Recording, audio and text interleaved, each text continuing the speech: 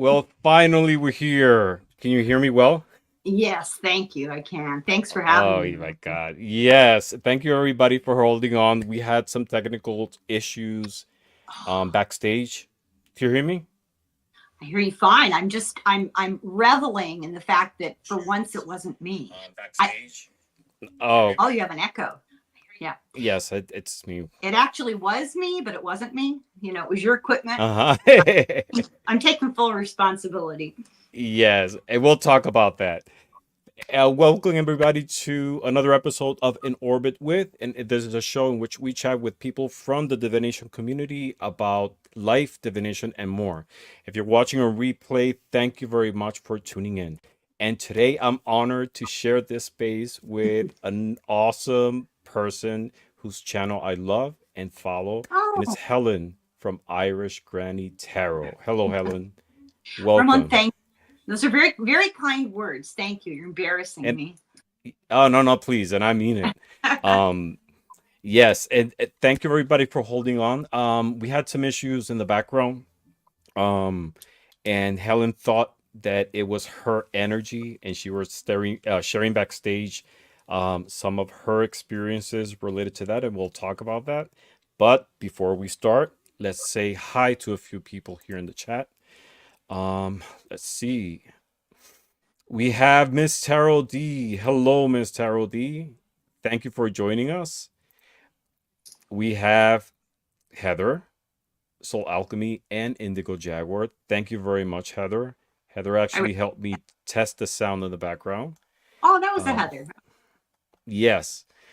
We have Joanne. Hello, Joanne. Welcome. We have the awesome Jeff from Tarot Ass Backwards. Hello, Jeff. They're You have to they're be all very here. careful. They're all here to see you. We have the Oh, beautiful Amanda from Tropical Empress and Spirit. oh, Let's see who else we have. We have Ange, Roots and Waves Ange. Hello, Ange. Great seeing you. We have Nerva as well. Hello, Nerva. Thank you for being here. We have Magus. Thank you, Magus, for stopping by. Magus has been a follower of my channel since the beginning. it's a nice old Roman name. It is. It is a beautiful Yeah. name. It's like magician, Yeah. and his channel is beautiful as well. Oh. So, Helen, Hmm. I'm so happy to have you here. I love your Oh, I'm delighted. energy. Thank you. Yes. And I had the honor to know you or learn about you through Sherry's channel. You share a lot of her shows, especially the Late Owl, the Night slumber owl. parties. The Yeah. night owl, yes.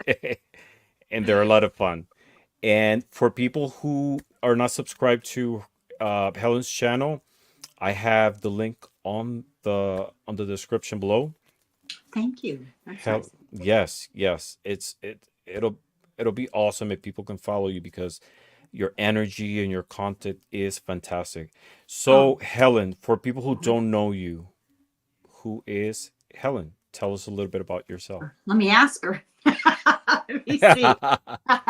Well, I'm an immigrant. Something I'm very proud of. I was born in Ireland, and I Oh, my family emigrated when I was 3. So I started out speaking with an accent. People don't believe I'm Irish because they've accused me, you can't be Irish. You don't uh-huh. sound Irish. Well, I was raised in You Southern don't California. have an accent. Oh, Mm. wow. Some You words, don't my have an accent. husband, yeah, my husband accuses me of mispronouncing things, and it's really true. I have not as much mispronouncing as there are certain words. For example, I don't do this, but it's a good Mm-hmm. example. The English call a truck a lorry. Mm-hmm. So I was raised with kind of an alternate vocabulary in some ways. And it slips out. I had to be really careful as a child because children can be pretty cruel. And I would Mm-hmm. say things and they'd go, what are you talking about? What the hell? You're weird. Get away. I had the great good fortune to grow up in Santa Barbara, which is just Mm-hmm. this beautiful piece of heaven on earth. At least it was when I got there in the late 50s. Of course, it's Mm-hmm. changed dramatically, which is why I don't live there anymore.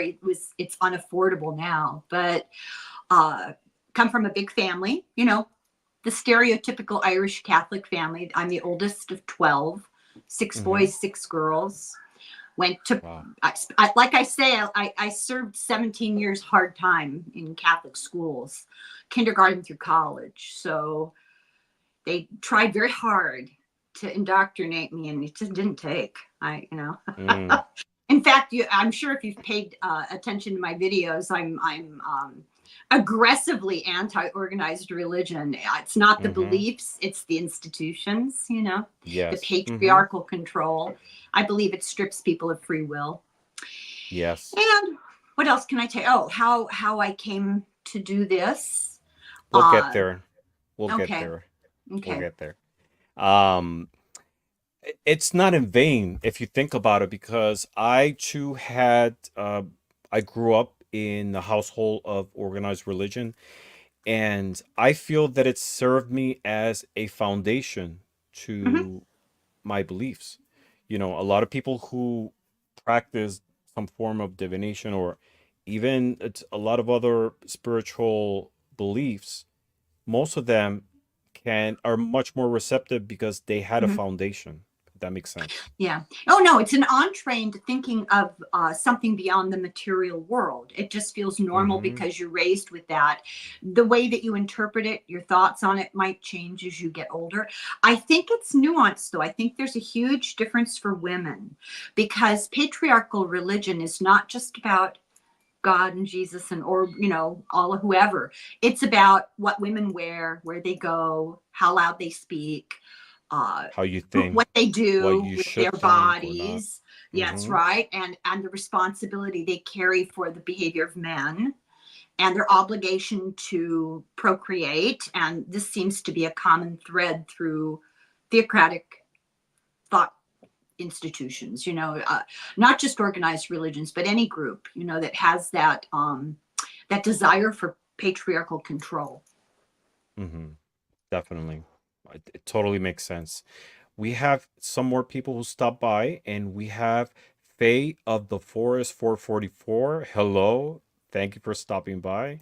We have Nancy from A Crohn's Tuition. Hello, Nancy. Everybody knows Nancy. Everybody loves Nancy. We have Noel.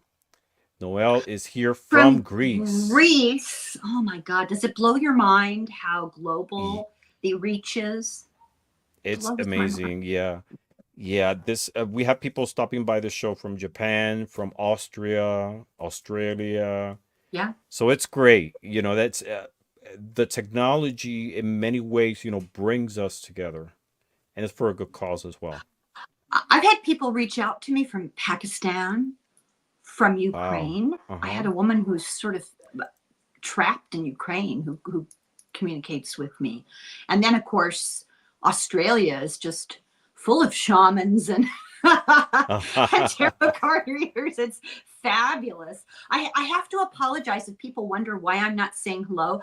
I'm really nearsighted. I mean, it's really bad. And I cannot follow the Hmm. chat. I can't, I have to get right up against the screen, and then I miss what's going on, and it just becomes a Do whole you use thing. So glasses, or you don't want to use I them in do, camera? but I have reading glasses and I have distance glasses, but the Uh-huh. distance of the screen is the wrong distance. Okay. And Huh. it's too far for my reading glasses and too close for my distance glasses, and there's nothing I can Yes. do to, you know, Mm. it's frustrating. And I just wanted to point something out, and I swear to God that we did not confer about this ahead of time, but look, we're twins. Yes, and it's the same shade too, It's pretty unbelievable. much. I Yeah. know. Yes. It That's hilarious. Ange posted the link to your channel. Oh, Everybody, I'm pretty sure everybody here is subscribed, but if not, please follow the link below that's so to nice. subscribe. Thank you. Thank you. I'm Let's see terrible if about anyone. the advertising. You know, I always forget. So appreciate it. Uh-huh. We have Audra Sorry if I Yeah. mispronounced. I'm very bad with pronunciation of names. Let's see. Oh, we have Bill. Hello, Bill. I think you got that right. Yeah, okay. Ditsum is here. We seeing The you. We have shenanigans. spider bites. A lot of people who Ugh, I've never seen before. Welcome everybody. I'm so oh my God. excited to see you all. So, um, you were talking that you were raised in a Catholic, a very religious household. What was your spiritual journey through that process of, growing up, maturing physically, emotionally, spiritually? How was that journey from that moment, from that religious foundation until today's Helen? Well, I had this weird kind of parallel existence. I had Hmm. the Catholic, very conventional, very traditional. You have to go to Mass every Sunday. Girls have to cover their heads. No son of mine will wash dishes, that whole thing. And then the more cultural part of it, which was a tradition of a belief in the spirit world. And I Hmm. had a lot of my relatives were psychic. And my mother was particularly psychic. My grandmother was psychic. I guess you could, runs in the family. I would Hmm. catch my mother hanging up laundry outside on the line, speaking Irish to the trees. And I'd ask her, "Who are you talking to?" And she said, "The little people. Can't you see them?" And she would just, I never gave Uh-huh. my mother a present in my life that she didn't know what it was before she unwrapped it. Really? You have no idea how frustrating that is. Yeah, Uh-huh. really, truly. Her mother lived with us until she died, and we were amicable, but we weren't, really, really, really, really close. Uh-huh. Um, After 30 years after she died, she came to me in my sleep one night because I sometimes have like sleep dreams that are actually visitations kind of from people. Hmm. And this is out of the blue. I had small children, probably about 25 years after she died. And she said to me, "Helen, I just want you to know that when you die, you don't have to be afraid. I'll be there to help you." And I woke up, I was completely freaked out because I was in my early 40s. I thought, "Shit, is there something wrong with me? Am I going to Hmm. die?" I was like, "What?" But I feel much more sanguine about it now. It's okay. I understand. And Hmm. my mother has come to me in my sleep only once. And my mother and I were very close. And it always surprised me. I never dreamt about her. I never. And only recently, a few months ago, I had this weird dream. You know how you have dreams that are not dreams? So I had this Hmm. very vivid dream, and I was just in this random room with random people doing random things, nothing of significance. And suddenly, two women came in. And although she looked nothing like my mother on earth, I knew it was my mother, the soul of my Hmm. mother, which I take to mean she's moved on, right? But she came into the room and she seemed very preoccupied with this other individual. She You knew I was there. She came over and she set something down on the floor in front of me, and they left. No exchange of words. We didn't even make eye contact. She was already on to other things, but she wanted to give me something. And you know what she Hmm. gave me? A What is it? toolbox. A A toolbox. toolbox. A toolbox. And A I woke up and toolbox. I knew immediately what it meant. She was letting me know that she had given me the tools that I needed to make my path, whatever that would In be. life, in this moment in Earth. Yeah. Spiritual evolution too. Uh-huh. And I think of course she did. That's where I get my interest in the spirit world and my ability to tune into people's energy. And it all comes from her and her side of the family. Wow. Isn't that Is interesting? this it, it's really interesting. Is it Yeah. something that's common in, like, in the maternal line? You were talking about your I mother, think your I think so. grandmother. Yeah. I have a granddaughter who's Hmm. psychic. She's 8 years Really? old and she's already doing tarot cards.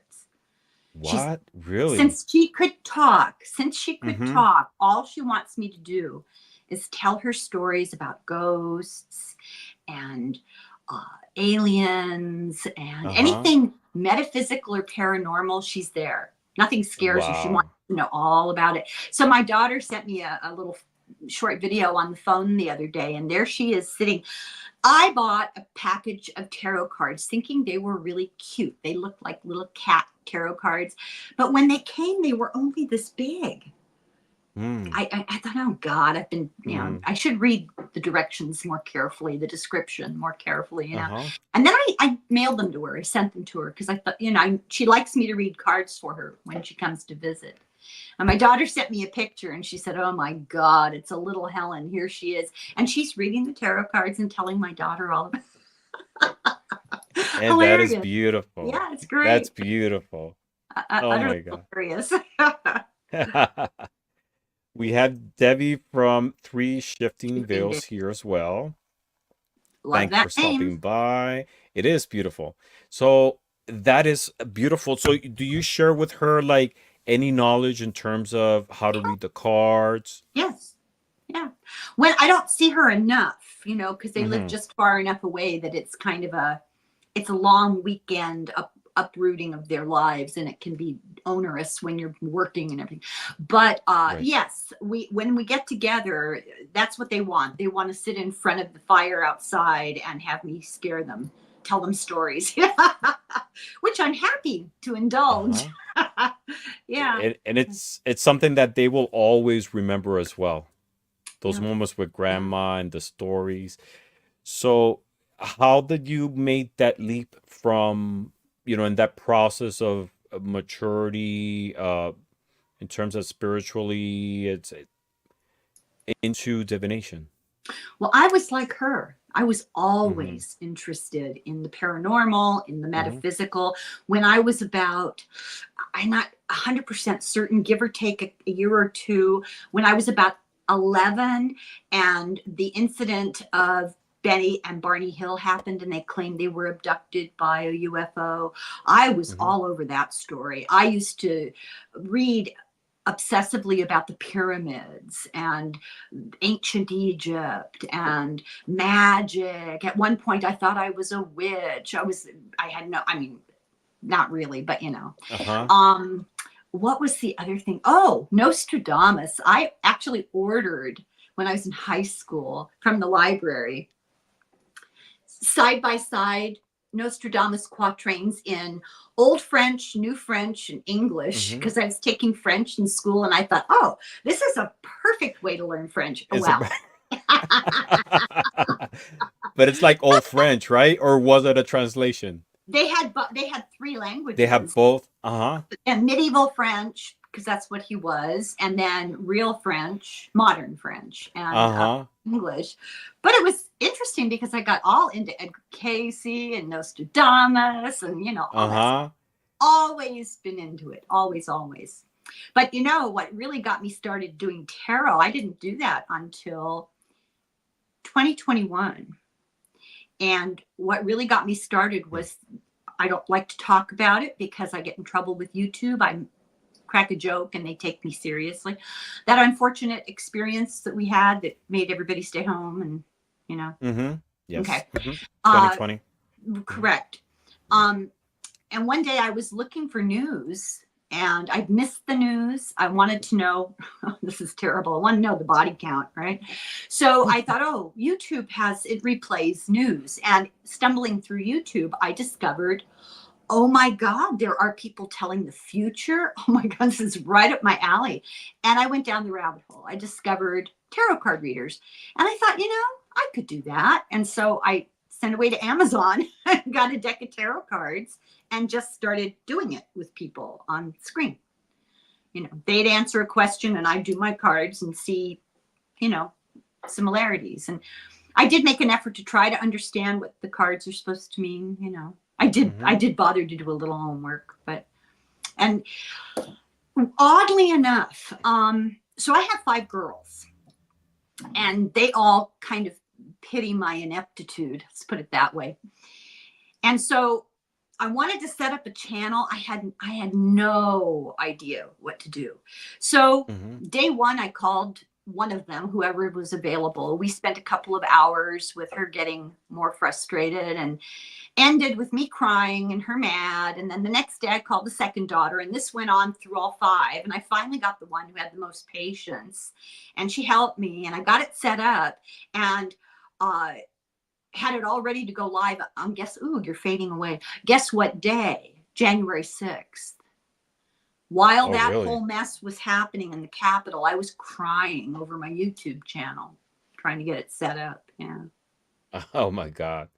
Wow. How weird is that? It is. We have more people pouring in, and we have Punjab. Great seeing you. First time here, currently going through my spiritual awakening. It's never late. We are, since we're born, we're going through a spiritual Yes. awakening Yeah. at all times. But we get to a point that we accept it, we internalize it, and we work on it. That's what makes the difference. What's the most What would you important say is thing the most important thing to know? for to know? Um, I want to say that there is a spiritual side to us and that it needs to be nurtured. We're not just body, but we're also spirit. We're also intellect. All these things need to be equally nurtured. Um, when you go to that point going through life and you're lacking one of them, and we can learn it through, the one that we can relate the most might be the physical, right? We know if we don't nurture our bodies, we suffer consequences. So it's the same thing spiritually. The spirit needs to be nurtured. It needs to grow. It needs to learn. But when we neglect those things, there's other consequences that we suffer, depression, uh, other forms of negativity, our output, Anxiety, yeah, fear. anxiety. Yeah. And that happened to me. Mhm. As I mentioned, I grew in a spiritual, organized religion household. There was spirituality involved, but, I went through a process of accepting myself and I parted ways with the church. And for many years, I didn't want nothing to do with spirituality. And I suffer a lot of consequences for that. I went through depression, I went through drinking problems, and a lot of other issues. And, I got to a point that I came to realize that that was part of who I was. And I started nurturing it it definitely helped me in a lot of different ways. So I want to say that's the most important thing to you to know that your spiritual side needs to be nurtured. That is my opinion. How about you, have Helen? Well, I completely agree with you. I mean, coming to the acceptance that that's a reality can be difficult for people. It could be difficult for people who are raised with no religious belief. It could be equally as difficult, even if you're raised with a religious belief and Hmm. you turn away from that. I don't think either one of us means you have to go back to how you were raised. I think it's always moving forward. I think the most Yes, important thing that you can do is twofold. Um, Try to get as much knowledge as you can. Read everything you can get your hands on, or listen to all the great thinkers, and I mean all the great thinkers from all belief systems, from globally, And then the other thing is to spend time in introspection, and that can take many forms. It can be communing quietly with nature, it can be meditation, it can be prayer, but you need to look inward and find that light of the spirit that's inside of you, because it's in everybody. And when you start to hmm, nurture that, it's logarithmic. It grows enormously, very quickly. You make progress. definitely. And that can take so many forms. There is no one truth. Now, There is no one way to grow spiritually. We all have a different path and different things appeal to us, and stop reading my that's what mind. I'm getting a little bit of your energy. So funny, taking the words out of it. But you're right. Hmm. Yeah, definitely. So going back to you and tarot. So Mm, you said that you saw a video, you got mhm. interested in tarot, and you Yeah, got a tarot deck. What tarot yeah. deck was it? The original Rider The Waite. Rider Waite? Yeah, yeah, traditional. Yes. Yeah, Yeah, some people don't like it, others do. To me, it's like the best way to get started with tarot. If it's not the original RWS, but a clone, but images definitely, in my opinion, are the best way for you to associate, the meaning of the Yeah, cards. yeah. Um, how was that process then from, getting Well, acquainted with the cards? it's a good question because being self taught, I feel like I'm always learning something that I didn't know, something Mm-hmm. basic. I'm always learning about the colors, the symbology. Why did they pick that particular animal in that particular card? I tend to be the kind of person, if I get a piece of furniture to put together, I don't bother reading the directions. And that's kind Mm-hmm. of like how I did Yeah. tarot. I just sort of jumped into it. So I pay the price because I'm constantly having to go back and shore up the foundation of what I do know and make it more solid. But it's an intuitive thing. I immediately felt a connection. Now, I don't always read the cards by the traditional definition of what the card is supposed to mean. Mm-hmm. They'll trigger something for me. I don't know how to Yeah. explain it. And it's like a Mm-hmm. story. When I do a Celtic cross reading, it's like the chapters of a book. And how much of that is my brain? Who knows? Can you Mm-hmm. separate it? I don't know. I just do what I do. Just, yeah. Oh, you want to know what the Lenormand cards were? Yeah, so we were talking backstage since we're having issues with connecting and the audio and everything.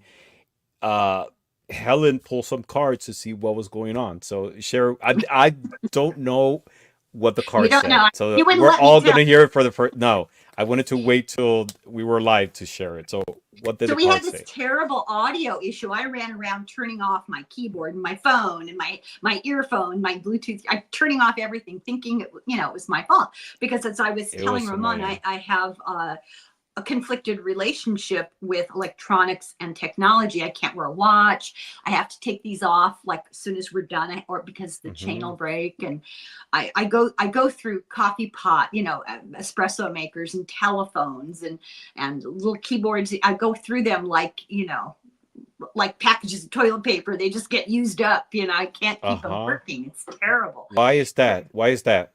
Or Well, what do you think it's my husband Mhm. who thinks he's hilarious, uh, says it's because I have a negative energy field around me.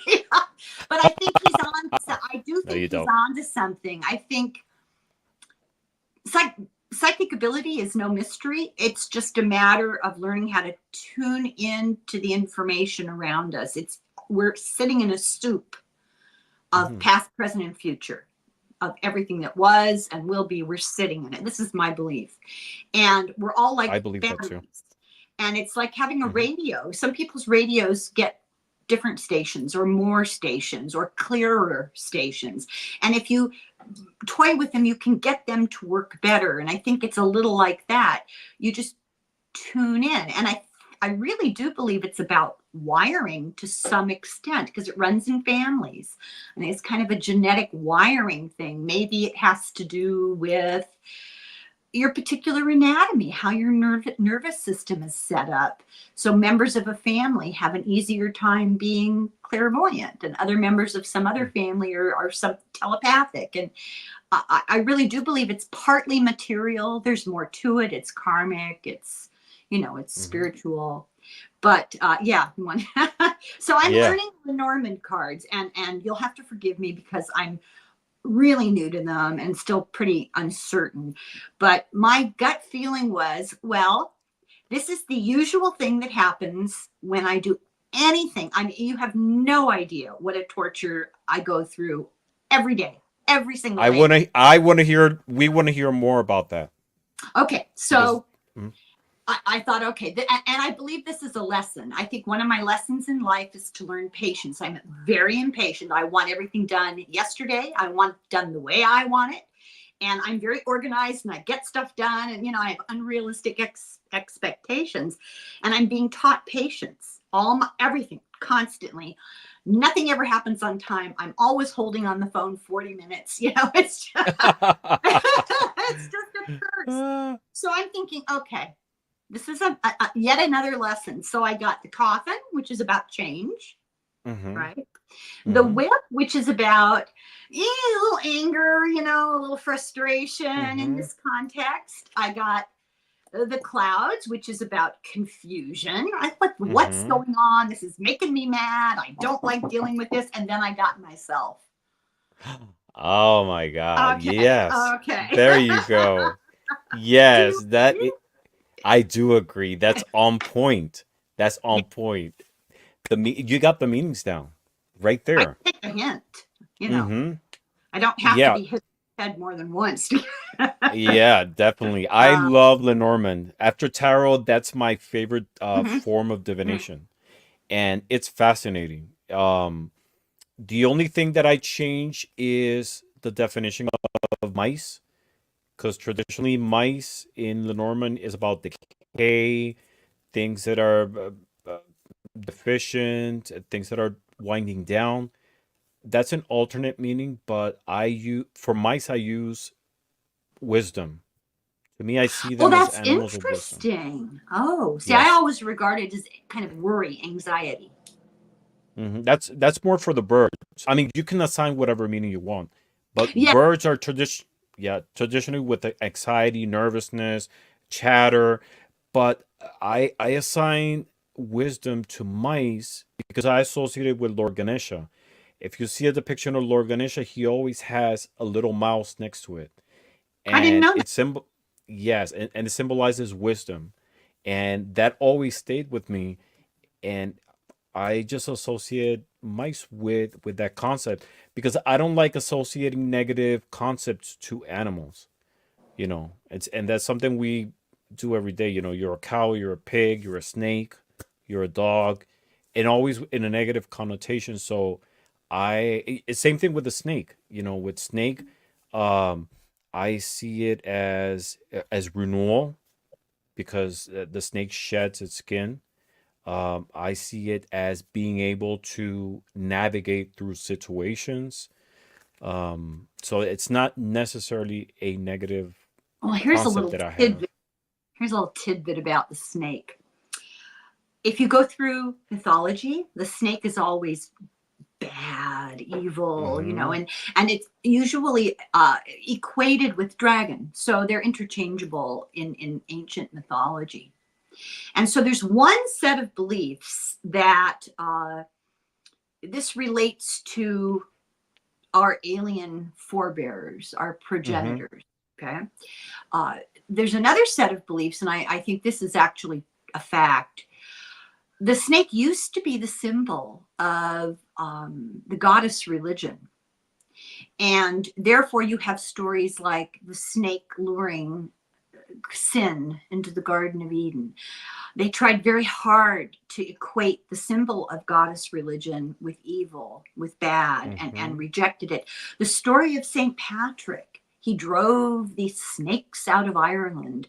What St. Patrick did was he came and colonized for the Catholic Church a traditional indigenous belief system and called it evil and drove it out of the Mm-hmm. country and replaced it Mm. with Catholicism. It's very highly symbolic, but I have a whole different take on him than I used to when I was a little girl. My grandmother sent me shamrocks from Ireland. Oh God. Yeah, the symbol of the snake is it's not always negative. It's Christianity or who's assigned that, the concept of the serpent, the evil, because it brought knowledge. But in antiquity, there's a lot of ancient temples who have snakes, as part of their motifs because they represent protection as well. And we Mm-hmm, see that in, pyramids in Mexico, temples mm-hmm. in India. It's all around the world, The definitely. symbol of medicine is these two snakes intertwined. I want to call Hmm. it a scalpelus. I have I hardly remember my own name, Hmm. but it incorporates these two intertwined snakes. I believe it is connected in some way to the god Mercury. but I could be wrong about Mm-hmm. that. Yeah. Yes. Mm-hmm. So you started practicing tarot. How was that process of, getting to connect with people in the community? It was really fun. We were isolated, and I had the misfortune of my 5 closest friends went full MAGA. Yeah, you know, Wow. my 5, my essentially my only really close friends, and also people close in my family. And it was very isolating, and it was upsetting. So about the time that that happened, lo and behold, all these wonderful people that I reached out to on YouTube turned out to be friends. We've all become friends, and it's a really supportive, warm community. Somebody gets sick, everybody jumps in to help. It's truly incredible. My kids are giving me a hard time. It's not real, Mom. Those are just people on YouTube. I said, well, that could be true, but in this case, I don't really believe that. I feel a connection. Mm-hmm. Yeah. This was uh, a sanity saver for me during the rise of the authoritarians Mm-hmm. because I was doing a lot of reading and getting information, and I was very much involved in the politics of it. And I kept telling my family, anytime I saw them, the first thing I said was, wait till you hear this. Mm-hmm. And they were like, oh, they couldn't handle it. They're young, they have young families, they're dealing with the particular challenges of their generation. They can't afford a car because they can't afford insurance. They're working 2 jobs. They're living in a tiny apartment. They're really challenged. And this is with advanced college degrees. Uh-huh. It's really hard. So they didn't want to hear about Donald Trump, and they didn't want to hear about Leonard Leo and the Federalist Society, and it was driving them nuts. So this was a kind of a lifesaver for me. I didn't think anybody ever was going to listen to me. I put it out there, and I told my family, you should watch. Uh, and I just preached it myself about Uh-huh. politics. So did political tarot card readings, and it was cathartic. So that's how you started connecting tarot and politics? Yeah, Wow. yeah, yeah. That's amazing. And that's That's fun. something that I recently discovered maybe like 6 months ago that people did in the community. Hmm. Just like a lot of other people do paranormal readings with tarot Hmm. or true crimes, Yeah. politics it's a thing. And I've Well, seen a if you couple of think, go Mhm. ahead. No, No, no, go no, ahead. no, go ahead. Oh, I was just going to say, if you think it makes sense, because tarot it's like a scrying bowl. It's like a glass. What do you call it? Have one over there, a ball. A crystal Uh-huh. ball. A crystal ball. It's like anything that's a point of focus. All you're doing is you're focusing your psychic ability and gathering your psychic energy to read what's in the environment. And distance and time don't exist.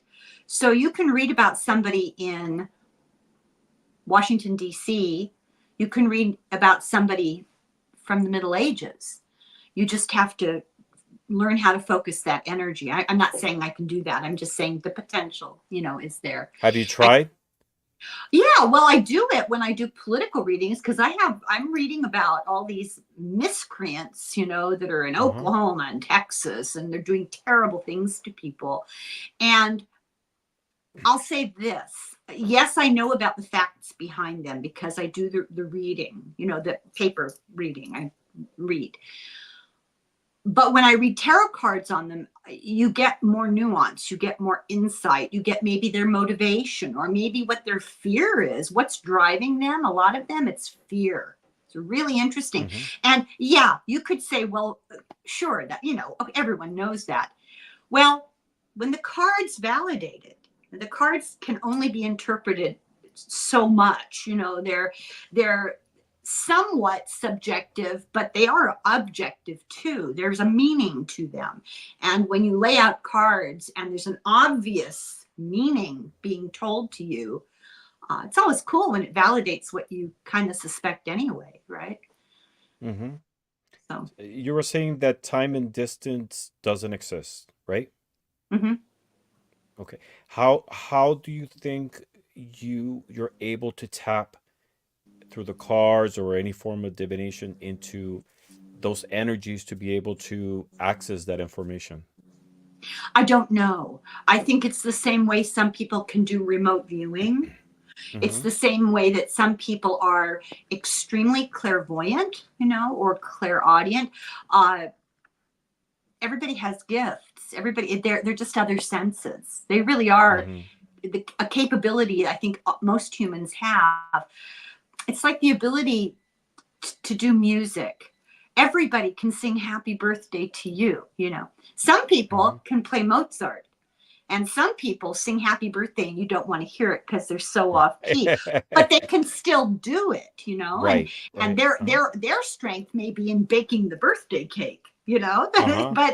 but everybody has abilities. You just have to figure out what your ability is. And I think you need to listen. That's what helps. You need to listen to what draws you.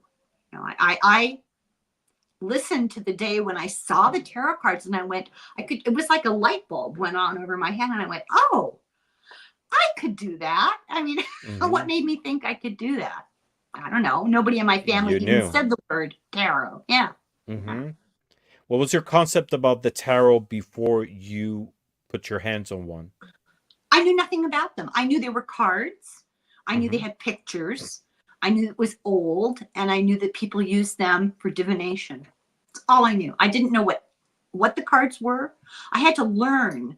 Okay, how many wands, and so I had to learn that. I didn't know that. I had to learn that that there were eights and there were nines, and they meant this. I knew nothing about them. Nothing. Hmm. What other divination tools do you use besides tarot? Well, now I'm doing the Lenormand, right? Hmm? And I had somebody recently gave me a pendulum. It's been kind of interesting. That Hmm. works. That's very interesting. I I'm not Nostradamus. Some people are very versatile. They can do all sorts of different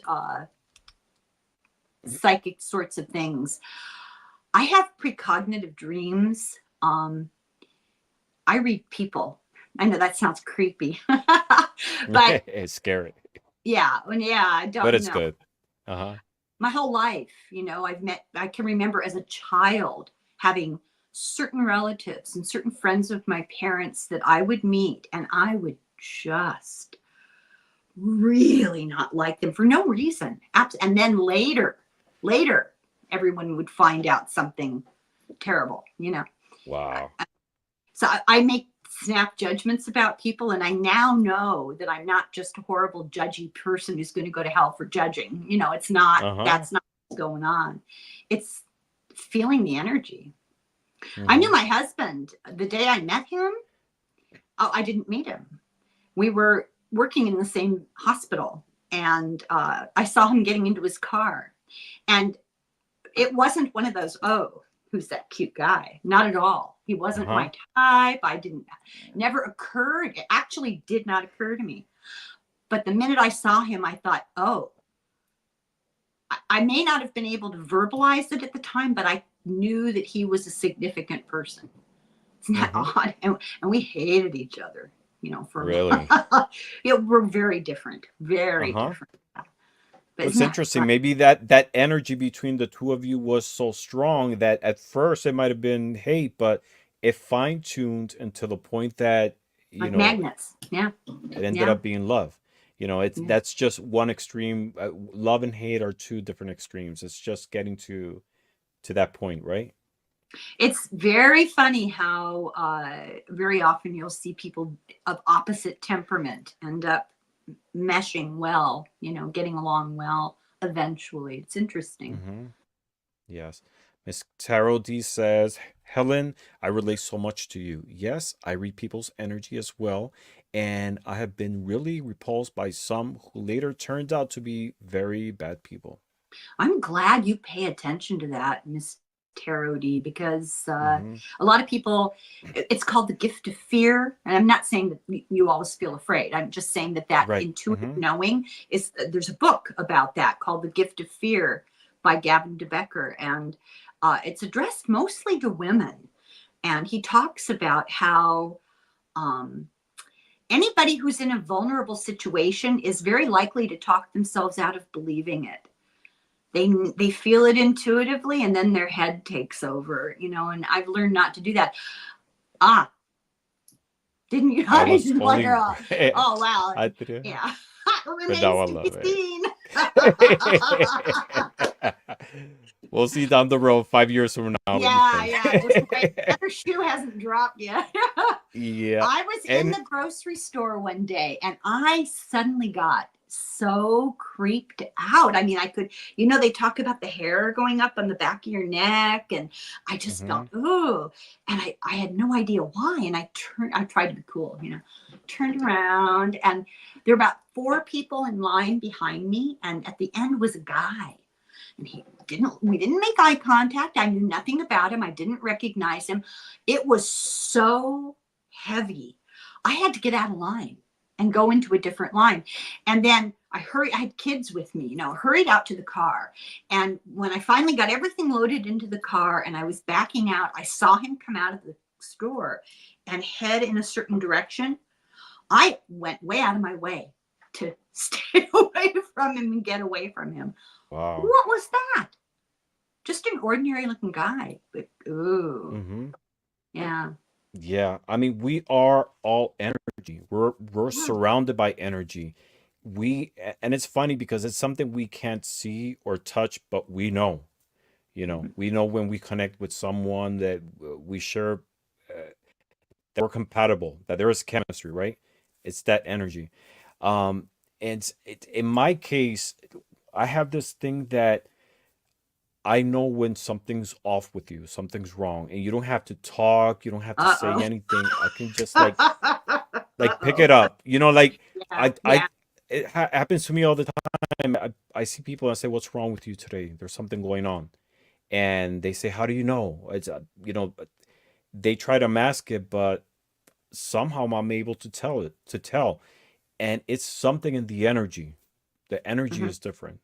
And it's interesting how we in this physical world we can pick up on things that are invisible to us. Yeah.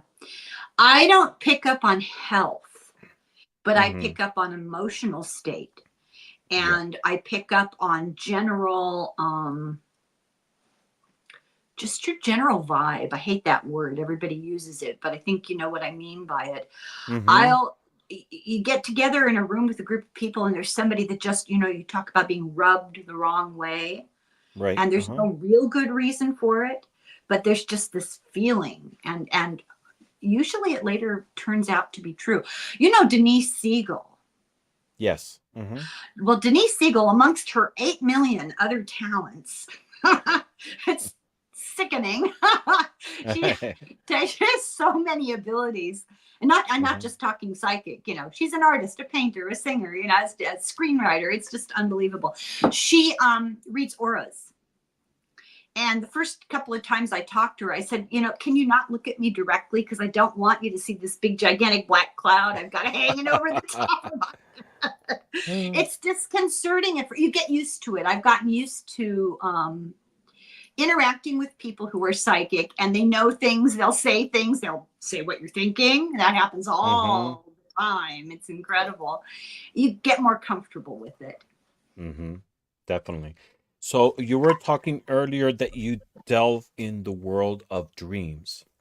You want to talk Mhm. a little bit of experiences that, in terms of dream interpretation with to other people, to yourself, experiences that you had in that sense?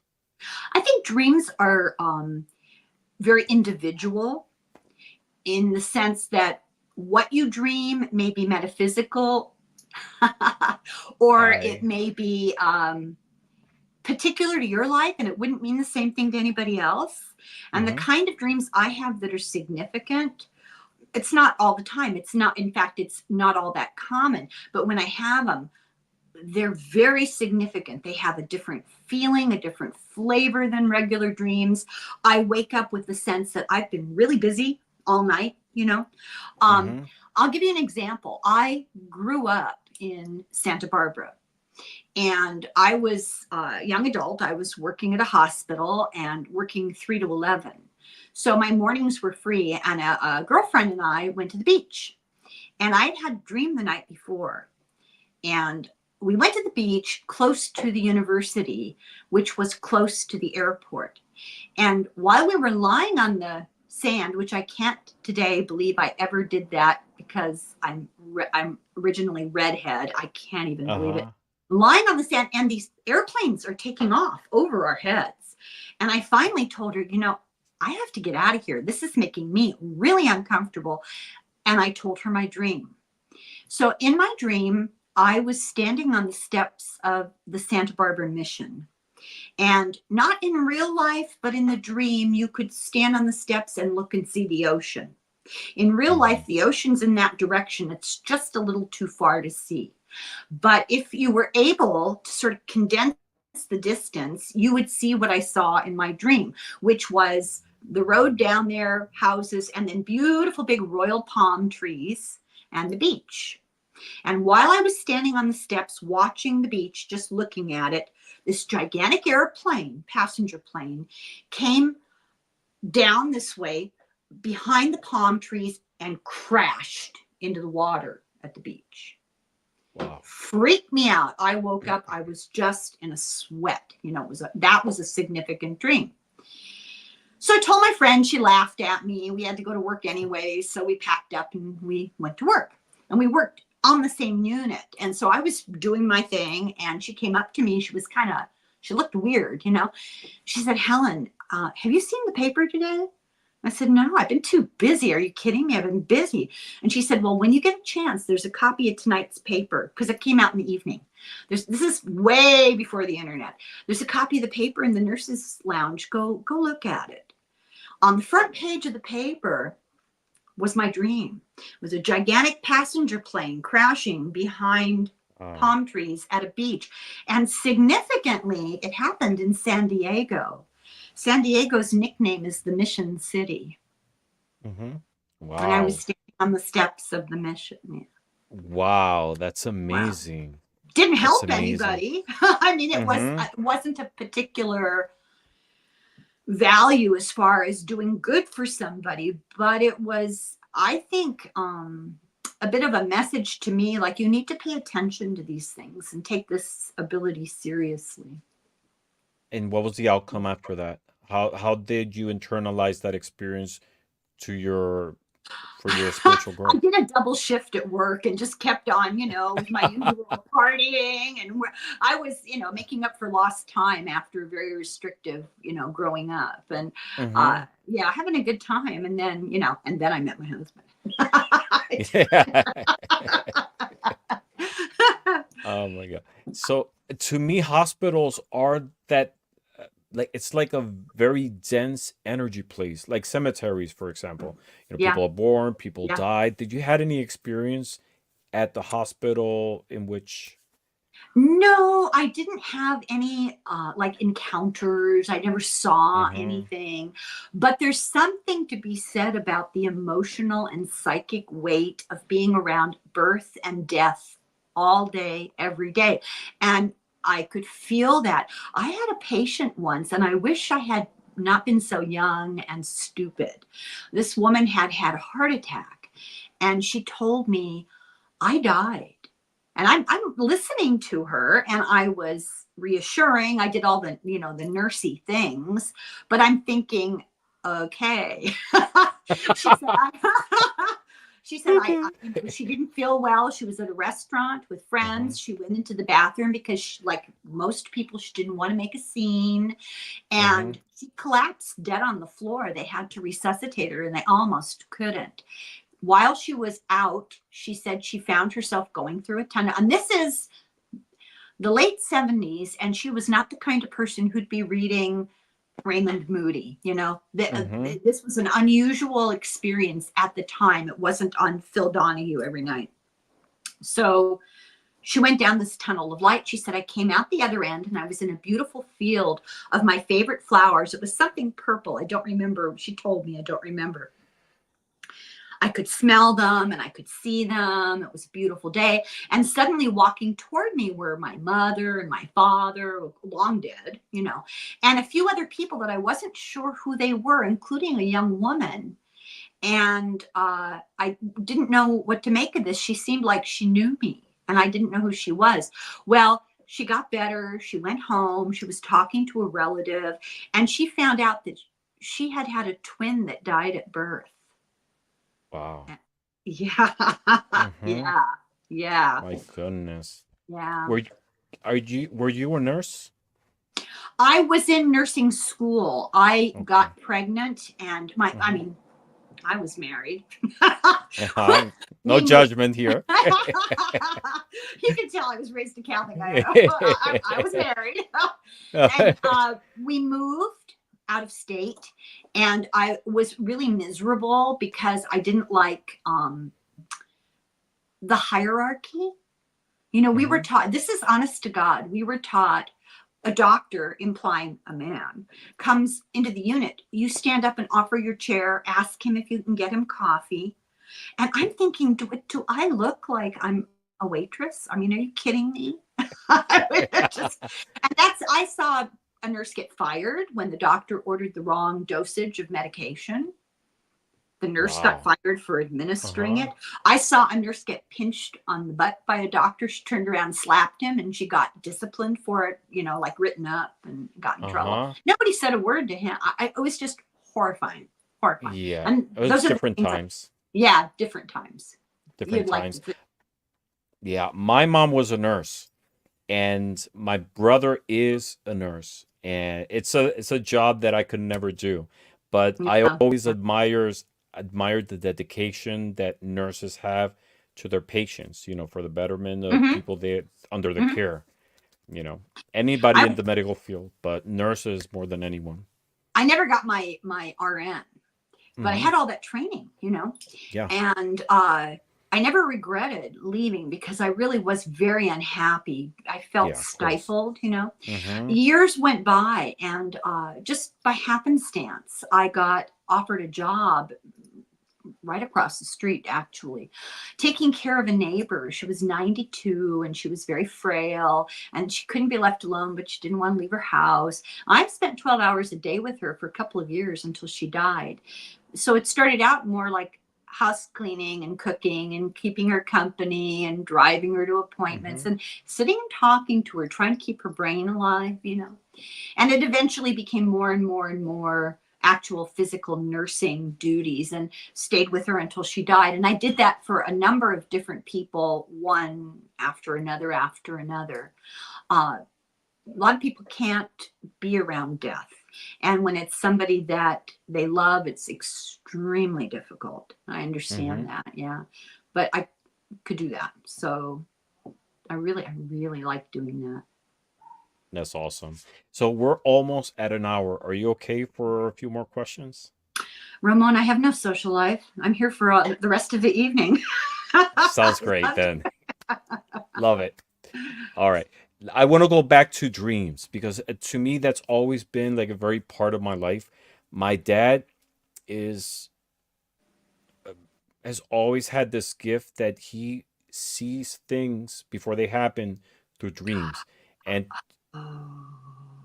my dad is very Christian, but all something that he's always associated as divine messages. And I believe that we have access to information or experiences that we've never gone through dreams. A lot of things in my life I learned through dreams, which is interesting. Like But what? I don't know. It's hard. I don't know. Like right now, I can't like point out specific things, but Can't remember. Yeah. Yeah. yeah. But I over time, especially after I came into divination, I started associating a couple of things because I believe in alternate universes, right? Mm-hmm. I believe there's other versions of us in other timelines, and so I believe that in moments then that we dream, we access Hmm. information from other timelines of Hmm. things that we haven't experienced that actually happened. And we're able to get that information. Does that make sense to you? It does. You know, it's really weird that you would bring this up. I'll tell you why. I got an email a couple of months ago from somebody I had no idea, out of the blue. And he sent along a lot of links to things he'd done, work he'd done, and he wanted me to read a book and have him come on and talk about this book. And the book was written by a guy that's dead. And Mhm. he ostensibly knew the guy and really believed in what the guy was telling in his story. And at first, I was extremely suspicious. So I looked him up and I watched all these different videos with him being interviewed. And I started to get intrigued in the story. And I'm actually, where did it go? I'm actually reading the book right now and taking notes on it. I'm going to give you a brief glimpse. I'm not going to tell you the whole Mhm. thing. Um, Okay. but Hi, it Ray. talks about this exact, I mean, I was just reading when you Mhm. came on. I was just taking notes and reading about the concept of parts of your soul connecting with your higher self, connecting with other parts of your soul. You hear similar stories from Dolores Cannon. You hear Mhm. similar stories from, oh, what is the guy's name? Alan Kardec, French philosopher, I guess you'd call him, Mhm. from the kind of the late 1800s. Um, I'm going to cover his book. I just ordered it. A really interesting man. He was into spiritism and Mhm. basically gave the message of we're all one, we're all united to the source by love, by, there's no separation. Our souls go in a variety of different directions. At the same time, there is no time and space. So it's hard Mhm. to talk about it. We don't have an adequate vocabulary. Yes. It's amazing that you bring that up because a question that I've been that's puzzled me, thinking about it, like I mentioned, I believe in alternate universes. Mm-hmm, There's mm-hmm, other versions of us. mm-hmm. The question is, you have the Helen in this time and space. There's other Helens. I know that freaks me out. Is is the soul of this Helen the same soul as those Helens? I think it's all Is part of one. Yeah. It's see, here's the problem. Our brains are little teeny tiny things that don't We have can't the ability. grasp that concept. Yeah, It's yeah, we can't. beyond our It's beyond understanding. exactly. But the best we can maybe comprehend it is thinking of it like not fully separating, like this is how I picture it. Your soul's a little glob of dough and little I tentacles was just thinking off. that. I was just thinking in that example. These little Just tentacles can now. okay. Just now I was thinking that Stop same it. example. And they can return. It's like Mhm. yeast to dough rising, but it can come back. And so it's never fully separated. It's all part of the whole. They're all related to each other, but they're having different experiences. Does that make Exactly. sense? Yeah. Mhm. Totally. It Yeah, hurts so my third eye right about here just to even think too much about this stuff. Too much. yeah, I mean it's because if you think about it, that's where it makes sense to me that that's where intuition comes from. I always say intuition is that it's the experience that we it's the things that we experience, it's the knowledge that wasn't experienced, you know. The It's the potential, acquired you mean? The it, potential. it's and the example I always say is, I was with a friend and we were at a mall and I always had this thing that I feel where to park, and that day I went to park further out than the spaces available right in front of me, and my friend said, "Why don't you park there? It's right there." I said, "No, I feel that that's not the right place. I don't feel like parking there." When we came out of the store, there was a car who parked right there in that same space that my friend was suggesting, and another car came out and scratched it, like hit it. Hit it. I Yeah. was, I was telling my friend that if I would have parked there, that would have happened to me. So, it's that information that we access that wasn't learned. That's to me what Or you're picking up on intuition. the energy of the potential upcoming event, because time has no Mm-hmm. meaning. That Right. experience is right there, and you're just Mm-hmm. good at tuning into it without really knowing that that's what you're doing. A lot of Yeah. this is subconscious. Mm-hmm. Supposedly when you're asleep at night, your soul is actually very busy learning things and communicating and experiencing stuff. And Mm-hmm. now, don't confuse this with sleep apnea. That's Mm-hmm. not what I mean. You're doing spiritual work, and we're not aware of it on a conscious level, but it affects Mm-hmm. us on a conscious level. That's Definitely. creepy. Yeah, it's weird to It think. is. Yeah. Yeah, it is definitely. So, uh, what what forms of divination are ones that you are interested in that you will love to explore? Well, my friend Nate, who taught me the Lenormand, Mm-hmm. has learned a long time ago learned how to read tea leaves, and Mm. recently went to Turkey and took a class in how to read Turkish coffee, the dregs, the grounds in Yes. the cup. Mm-hmm. Yep. And what was the other thing that he is learning? But he's going to teach me. I'm really excited about it. I think it's, and my belief on all of those things is that they're all just alternate forms of focus. They're Mm-hmm. giving you something to look at and concentrate on, and helping to make it easy to tune in. I don't think there's anything magical in the tea leaves. You know what I mean? They're just Mm-hmm. ordinary Yeah. tea leaves. Yeah. Yeah. Mm-hmm. Yeah, I think there's messages all around us in the universe. Mm-hmm. And we like you said, it's a matter of focus. Sometimes the message is right there in the shape of teas, in the shape of doughs, in the shape of bubbles. It's all like imprinted around us. It's us being able to discern and see the messages, right? I have this thought just came to me, so I have to blurt it out. I want you to know that I've got calluses on my tongue from not, I'm so eager to ask you questions because I'm so used to Uh-huh. it's driving me crazy. I'm being so good.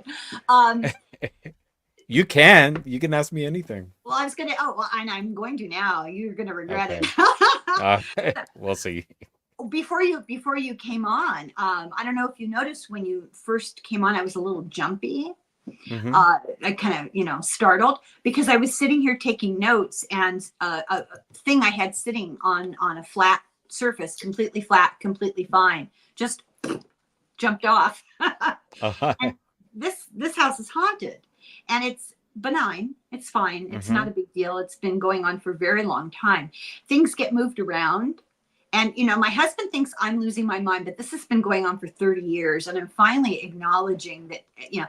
Here's an example. The other day, we have two dogs, but they've got a bed each. They each have their own little kennel with a bed, and then they each have a separate little bed elsewhere in the house. So 4 beds. And whenever I Mm-hmm. give them a bath, I wash all the bedding. So everything's nice and clean because, OCD. So I was putting all the beds out in the sunlight, just to get sunlight because it's good for them, right? Mm-hmm. And so I've got 4 little dog beds lined up on the deck on different chairs. I'm not crazy. I had 4 lined up. And I went and did something, and I came back and there were only 3. I said to my husband, "Why'd you move the dog bed?" And he says, "What are you talking about?" And I said, "There was another dog bed over here." He says, "Are you sure you put it there?" I said, "Yes, I'm sure I put it there." So we went around in circles for a while, and I just thought, okay, I know what this is. And I just gave up and went in the Uh-huh. house. And when I came back later, there it was, exactly where I left it, exactly how I put it. Wow. Have you used tarot to try to tap into this energy in your house? No, a medium did. A Mm-hmm. medium that I've met did. And she said that it's a 12-year-old boy, that he died of the Spanish flu in the early part of this, Mm-hmm. 1919, around that time. And Yeah. that it's just mischief. It's not It's malicious. It's nothing not bad. evil. And no, Uh-huh. no, no, no, no, no. I don't get any bad feeling. And I try occasionally. I'll say, why don't you move on? Hmm. But we were doing a little work on the house a couple of about 20 years ago, and my husband was replacing ancient drywall, which is not really drywall, it's this weird gypsum stuff. He was Hmm. replacing it, and when he put a hole in the old wall to take it out tumbled a whole bunch of school papers and comic books from way long ago, a child's stuff. And I think, oh, okay.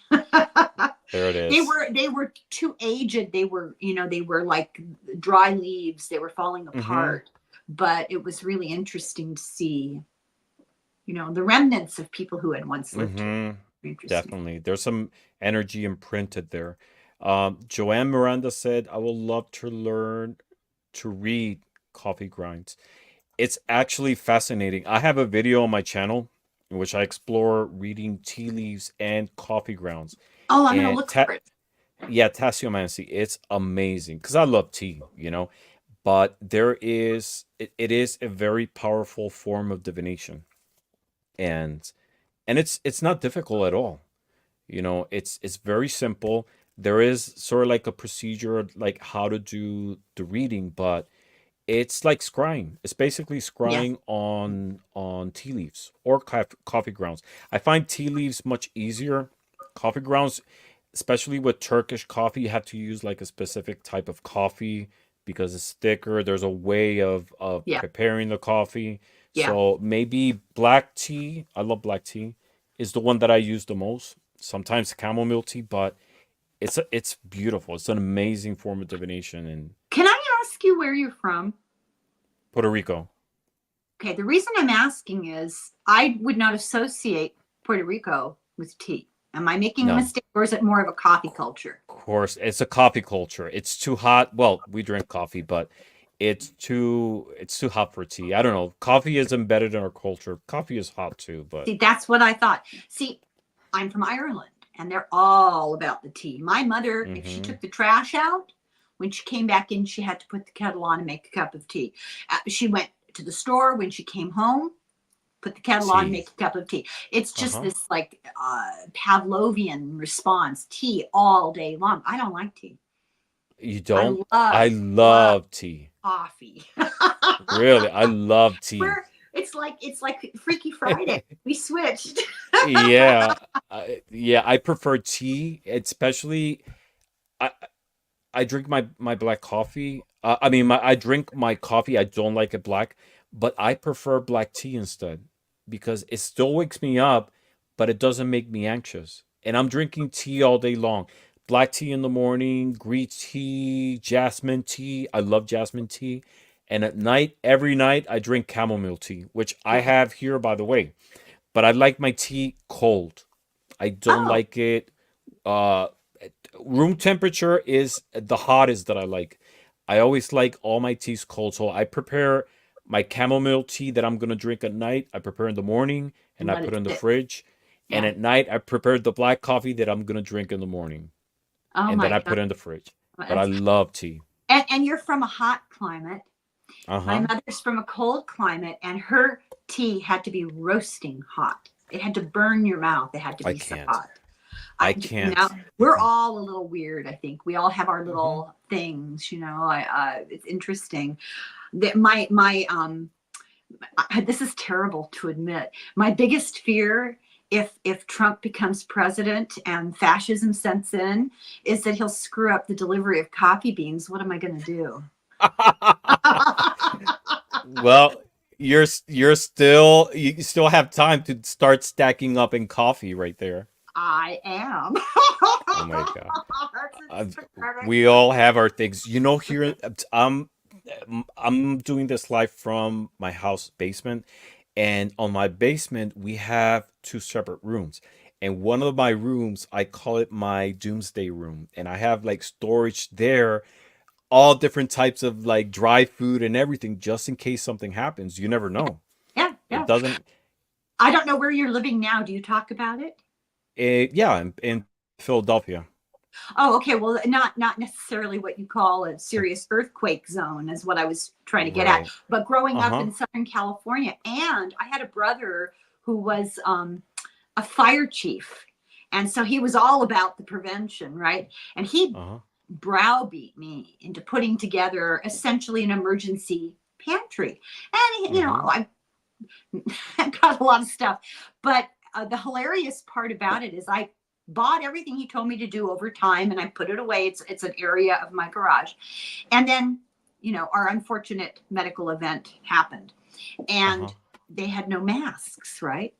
And one day I was out in the garage hunting for something, and I realized I had a big bag of K95 masks that my brother had made me buy. Ah, oh And I my was God. able to share them with my children who some of them had to work and couldn't get masks, and so it worked Uh-huh. out really well. And he was right. I called him up and told him, oh, you were right. And that's the purpose. In case of an emergency, you have that accessible. That's right. Um, yeah, Jeff says I'd eat it all. So I actually eat it. So what I do is I have everything cataloged with expiration dates and all that. So Hmm. what I do is when it's getting close to the expiration date, I eat it Pull it. and I Yeah. replace it. Replace it. Yeah. Yeah. Yeah. Mm-hmm. I try to Yeah. do that. It's a big issue now because we're still essentially quarantining because my husband has a bad heart. So we Mm-hmm. don't want to be. In fact, today I got my booster. I'm very Oh, you proud. did? Yeah, Nice. well, I'm up to date. Are you kidding me? Mm-hmm. I told them if they could just give it to me in a gallon jug, I'll drink it. I'll be fine. I don't want to get sick. So we've been really isolated. Mm-hmm. Don't feel sorry for us because it has not affected our social life at all.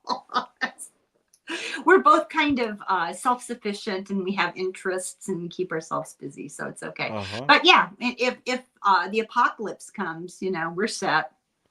Good. Good. I mean, social life takes different forms. You don't have That's to right. be physically out there. No, You're no, you still don't. interacting with people like right Oh, now. much more than I ever did. Mm-hmm. Constantly, yeah, constantly. That's awesome. Yeah. So, Helen, what upcoming projects do you have for your channel, for yourself, and which direction do you want to go? Well, we're observing what's going on politically. I think this is a very important time in the history of humankind. It's a Mm-hmm. global phenomenon, it's not just in the United States. There's a global energy having to do with, uh, Denise could explain it to you. I don't know astrology, but something to do with Capricorn and Pisces and Aquarius. I don't know, but Mm-hmm. there are energies where patriarchal control is in its last gasps, and we're moving into a time of compassion and cooperation. But it's like birthing pains. The Mm-hmm. transition is extremely difficult, and we're here to bear witness to that. So I feel that's my job, is to bear witness to it, and to call out insults to free will, and removal of people's God-given rights. I mean, I do agree with Mm-hmm. that you're born It's in the beginning. scary. Yeah, right. So what am I doing? I'm doing that. I have a Substack. Are you familiar with Substack? No. Okay, What is it? it's a forum, a writers forum. So you Mm-hmm. can go on your computer and go to the website, just substack.com. You'll end Mm-hmm. up there. Or you can put the app on your phone, and it's a Substack app, and then you can get to the same place. And if you're a writer, you set up an account, and it's free, and you write and you publish your writing for all the world to see. Anybody who wants to avail themselves can sign in and read your writing. You can make it all free, which I do, or you can charge for some of it behind a paywall and have some of it free, or you Mm-hmm. can do it free but ask for donations. Mm-hmm. So it's a way for writers to get their work out there, and it's a way for them to maybe make a little money. And I started doing it because I got advice from a variety of my psychic friends. We're getting the message, you need to write. So, and I've always liked to write. So I thought, this is really difficult because it's hard to find a voice, you know, what are you Mhm. going to write, right? So I decided to do an advice column. So people write to me with their problems and I, you know, tell them what to do. It's called Ask Well, you Your use your Irish. wisdom, Oh, well, and your years of wisdom. experience. I think it's more like practical experience. It's called Ask Your Irish Granny. Hmm. It's on Substack. And when people don't write to me and I have nothing to print, I write a letter to the readers and I just pontificate. I talk about what I want to talk about. So, I'm in gonna fact, look it up. I have one today coming out today about the debate. So, yeah. Oh, that's awesome. I'm Yeah, gonna yeah. look it up. I'm gonna look it up and make use of it. I'll seek your advice on different things. Oh, definitely. And it's anonymous. You know, you don't have to say who Hmm. you are. We can change names, places, you know, identifying features, change them. Uh-huh. Nate and I are doing Grand Tableau, Lenormand Uh-huh. Grand Tableau on a lot of different people. We've done Biden, Harris. This coming week, we're doing Tim Waltz. And yeah, it should be interesting. You're And we're just also, starting you're just starting in Lenormand. You're already doing Grand Tableau.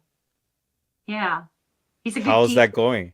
I It's love it. great. Grand It's Tableau. A lot of people are intimidated by it, but it's really not fun. it is No. fun. It's not as difficult as it seems. Like you don't have to read all 36 cards. You Well, can go in different directions. I'm How an do you do it? overachiever. I'm an overachiever when I do my Uh-huh. homework. I'm always up until midnight doing my homework.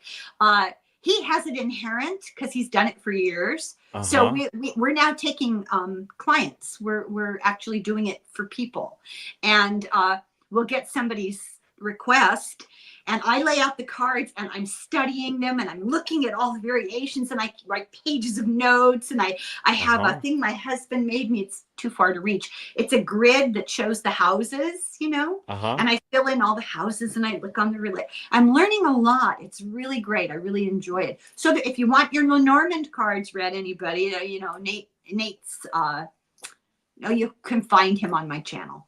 And then there's something else that we're doing. Oh, I'm trying to talk him into doing tea leaf and copy ground classes. Yes, it's amazing. It's a beautiful form of divination. You'll have fun with it. And if you like Lenormand, you're gonna like to Kipper. I started learning Kipper recently, like 2 or 3 months ago, and it's like a German Lenormand. If that makes Oh, sense, okay. Yeah. but it's much more social because it uses characters and situations. Um, eh, I don't know. It's somewhere like in between tarot and Lenormand, but not quite. So, eh, look into it because I'm I sure will. if you like Will. Lenormand, you'll love Kipper because it's in that same Oh, line. I'll look into it. I Thirty have a six friend. cards also. Oh, that's good. Hmm. I have a friend who we take a class together, and she taught us all how to do this ancient Italian card reading. You use a regular deck of cards, and Hmm. you can answer a yes or no question, and it has to do with how many points you collect. It's a little complicated to describe with words. It's really very simple. You get a few cards lined up that are discards that you read like tarot cards. Like the Uh-huh. Eight of Hearts would be the Eight of Cups, Yeah. and you know, and so forth. What's it And called? What's it called? I had something I can't remember. It's Italian, and I don't remember. I'm gonna look it up I'll look it because up, and I'll. I'm all about cartomancy. I love different Oh, you forms will with love this. cartomancy. You will love Yeah. it. Um, and I do personal readings. Mm. You know, That so was my next question. yeah. Do you do personal readings? We just sit here and not say anything and just communicate. You know. Yes, exactly. Share with us where do you do personal readings? How can people get in touch with you? Well, okay. My email address is on my channel. You know where you have Mm-hmm. your picture and it tells the name of the channel. There's Mm-hmm. description there. My email address is in there, and it's easy. Irish Granny Tarot Gmail, Yeah. and I have people emailing me, and we find a time, and I set up a StreamYard link, and I do it in live. You know, right Mm-hmm. there. so we can look at each other. I need to look at, I prefer to be able to look at you. Although I'll say this about the Lenormand cards. This is really interesting. We've done a number of readings for people cold. We know nothing about them. And every Mm-hmm. single one of them has said, wow, I can't believe you figured that out. How did you know? Well, I Mm-hmm. didn't. The cards did. But we did it Yeah. for somebody that I know. And it creeped me out because no, it wasn't bad, but it was just how accurate the cards reflected what I knew about her life. I went, oh my God, this is unbelievable. It's so That's weird. amazing. Yeah, it And is. Ange just posted your email. Thank you so much, Oh, Ange. thank you. You're Do you need a really job, helpful. personal I appreciate secretary? it. She's amazing. Thank you so much. Wonderful. Yes, so you can get in contact with Helen to be able to explore all the fascinating things that she does because I was reading your areas of expertise include psychic Oh, tarot readings, psychic predictions, politics, philosophy and spirituality, near death experiences, UFO, UAP encounters, ET presence, reincarnation, past life regression, out of body experiences, earth shift, karma, precognitive dreams and dream interpretation, spirit apparitions, ghosts, meditation, energetic and psychic healing, medium, astrology, and true crime. Wow, that's a lot of love areas of true crime. expertise, Well, I which wouldn't is, say expertise, interest, areas of mhm. interest. Yeah. Uh, yeah, I have a few hobbies. How is that one of UFO encounters? Oh my God. It's so interesting. Here's what's so weird, Ramon. Those things Uh-huh. all sound, oh, there's a big long list and they're all different, right? They're all connected. They're all connected to the They are. central thing. It's really interesting. Mm-hmm. Um, I could go on for hours. It's a complicated topic. I would recommend anybody who's interested in the subject start out listening to a podcast called the UFO Rabbit Hole. And the young woman who wrote it is a beautiful writer and a Mm-hmm. meticulous researcher. And she went into it something of a skeptic, and her mind was completely blown. She Wow. really did a good job, and probably 30 or 40 episodes. Mm-hmm. I'm gonna Two, look it up. I love UFOs and all that oh, topic. okay. So do you know who Tom DeLonge is? Does that name ring? No, by maybe I've seen it, but not by name. No. A Mm-hmm. musician, Blink Mm-hmm. 182. Oh yeah, yeah, yeah. Mm-hmm. Okay, see, I don't know. Mm-hmm. I had no idea, and I still don't Yeah. really know who that is, but Uh-huh. he's very, very involved in the UFO.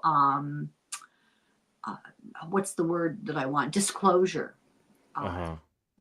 drive to get people who are in the know, government, scientists. He's been in documentaries now that I remember. Yeah, he's a really interesting character, and two of her episodes were all about him. He was the motivating force that got the government to finally, the Pentagon and representatives from the White House, to finally come out together and hold a press conference and say, UFOs are real. They're not man made. They're from off planet or somewhere, Mm-hmm. but they're not a product of us, our allies, or enemies. Humans did not make them, and they are real. Mm-hmm. And it went over like wah, wah. No, Mm-hmm. nobody, I just nothing, crickets. That's Wow. astounding to me. Mm-hmm. It's I love that whole topic. One of the first books that I read when I was a child that actually opened my eyes from the organized religion that I was in into the world is somewhere bigger was Chariot of the Gods I knew by you were Eric going to Bentoniker. say. Really? It just feel like I know. Yeah, loved that book when I was a kid. Loved Ye- it. Yes. and it was my dad who had that book. My dad, who was, a Christian church, he had it in his library, and I pulled that book, and it opened my eyes in such a way that I saw the world differently. I read the book actually a couple times, and I still have the original copy It's that my good. dad had when I was a kid, and that really, I mean, it's amazing, you know. And I believe that a lot of these beings, at least one of them, I mean, not all of them, because the universe is infinite, and I believe there's so many forms of life, and ways that forms of life that we can understand. But I believe some of those visitations that we get are actually us in the future exploring, going to the past, you know. You should go back. Now, I'm not just shamelessly plugging, my channel, but if you're really into this, you will love the Saturday that I did the 2 episodes from the podcast. Usually I synopsize a book, Mm-hmm. and every Saturday. And when I can get an author or an expert to come on, I'll have a conversation separate from the synopsis of the book. But this podcast was so powerful. It really hit me between the eyeballs, and I thought, okay, I'm going to take these 2 episodes about Tom DeLonge specifically, and I'm going to cover them like I would a book. And it took about the same amount of time. His message, what he was told by the government, that the government was told by these aliens, and I'm just going to go ahead and use the word, okay, Mm-hmm. uh, resonated for me because I've heard it from a lot of different places. And most recently, I heard it from a man who's a Harvard neuroanatomist and mathematician. And he came on my channel, and approaching it from a scientific point of view, physics, neurobiology, Yeah, yeah, yeah. he had the same message. He has been in contact with aliens his entire life. He thought he was just crazy, and he had these messages that are exactly the message Tom DeLonge got. He didn't know who Tom DeLonge was. He didn't know that he'd been talking to the Pentagon and the Pen. So recently, I did I guess a session with a friend of mine who's a channeler, Mm-hmm. and I did questions about the 2 episodes about Tom DeLonge and the aliens. So all these doubts and skepticisms, and I laid it all out, and I gave her all these questions. And her job is she tunes into the Akashic records and comes back with the answers. So we do videos where I read the question, she gets the answer that she's already gotten, right? Mm. So at the end, I tossed in a list of names, and these are all famous people. If you know the whole UFO world, famous researchers, famous authors, famous experiencers, and it just gave her this big long list. And I asked her a question about it, and she misunderstood the question, but it didn't matter because the answer was fascinating. So I said, which of these people comes close to the truth? And I thought she'd say, Joe, pretty close. Mary, not close. I thought she'd itemize it. She didn't. She just picked one name. Now she's channeling this answer. She picked one name out of all this list of people that was closest to the truth. It was the guy from Harvard that I talked to. Wow. And he had the same story as Tom DeLonge. Wow. I didn't put Wow. That's Tom DeLonge amazing. on the list. Uh-huh. Isn't that so? You want to know what the message was? What was it? Okay, so the message was, I'm going to try really hard to remember as much Yeah. as I can. Started out, and that keep in mind, this is coming from the Pentagon. Mm-hmm. God is love. We're all part of the source of love. Our job is to express it, develop it, unite around it, right? The earth is a place to facilitate the learning. That's why we're here. We're not our bodies. We're something much more powerful and eternal. There are many, many beings in the galaxies, in the universes, multiple galaxies. Our brains couldn't even conceive of it. As far as the Earth goes, UFOs are real. Aliens have been interacting with us from the beginning of time. What are they? They're extraterrestrial. They're ultra terrestrial, meaning they live inside the earth or under the water or with us. They Mm-hmm. are time travelers. They can be from And what was the other one? What is the other choice that people sometimes ask? Well, but they're everything people speculate they are, they're all of it. Hmm. There are that many different kinds. But here's where it gets really interesting. And the woman who made the podcast said that when she heard this message, it really freaked her out. And I don't know if you know who Ross Coulthart is. He's an Australian journalist, and he's Yeah. Hmm. okay. Yeah, okay. He wrote a Hmm. book about all this, and he interviewed Yeah. Tom DeLonge. And he said he used to listen to Tom DeLonge being interviewed by other people, and he'd think, this guy is just batshit crazy. This is nuts. I can't believe this guy is doing this. And then the famous Russia 30,000 emails were revealed. Uh-huh.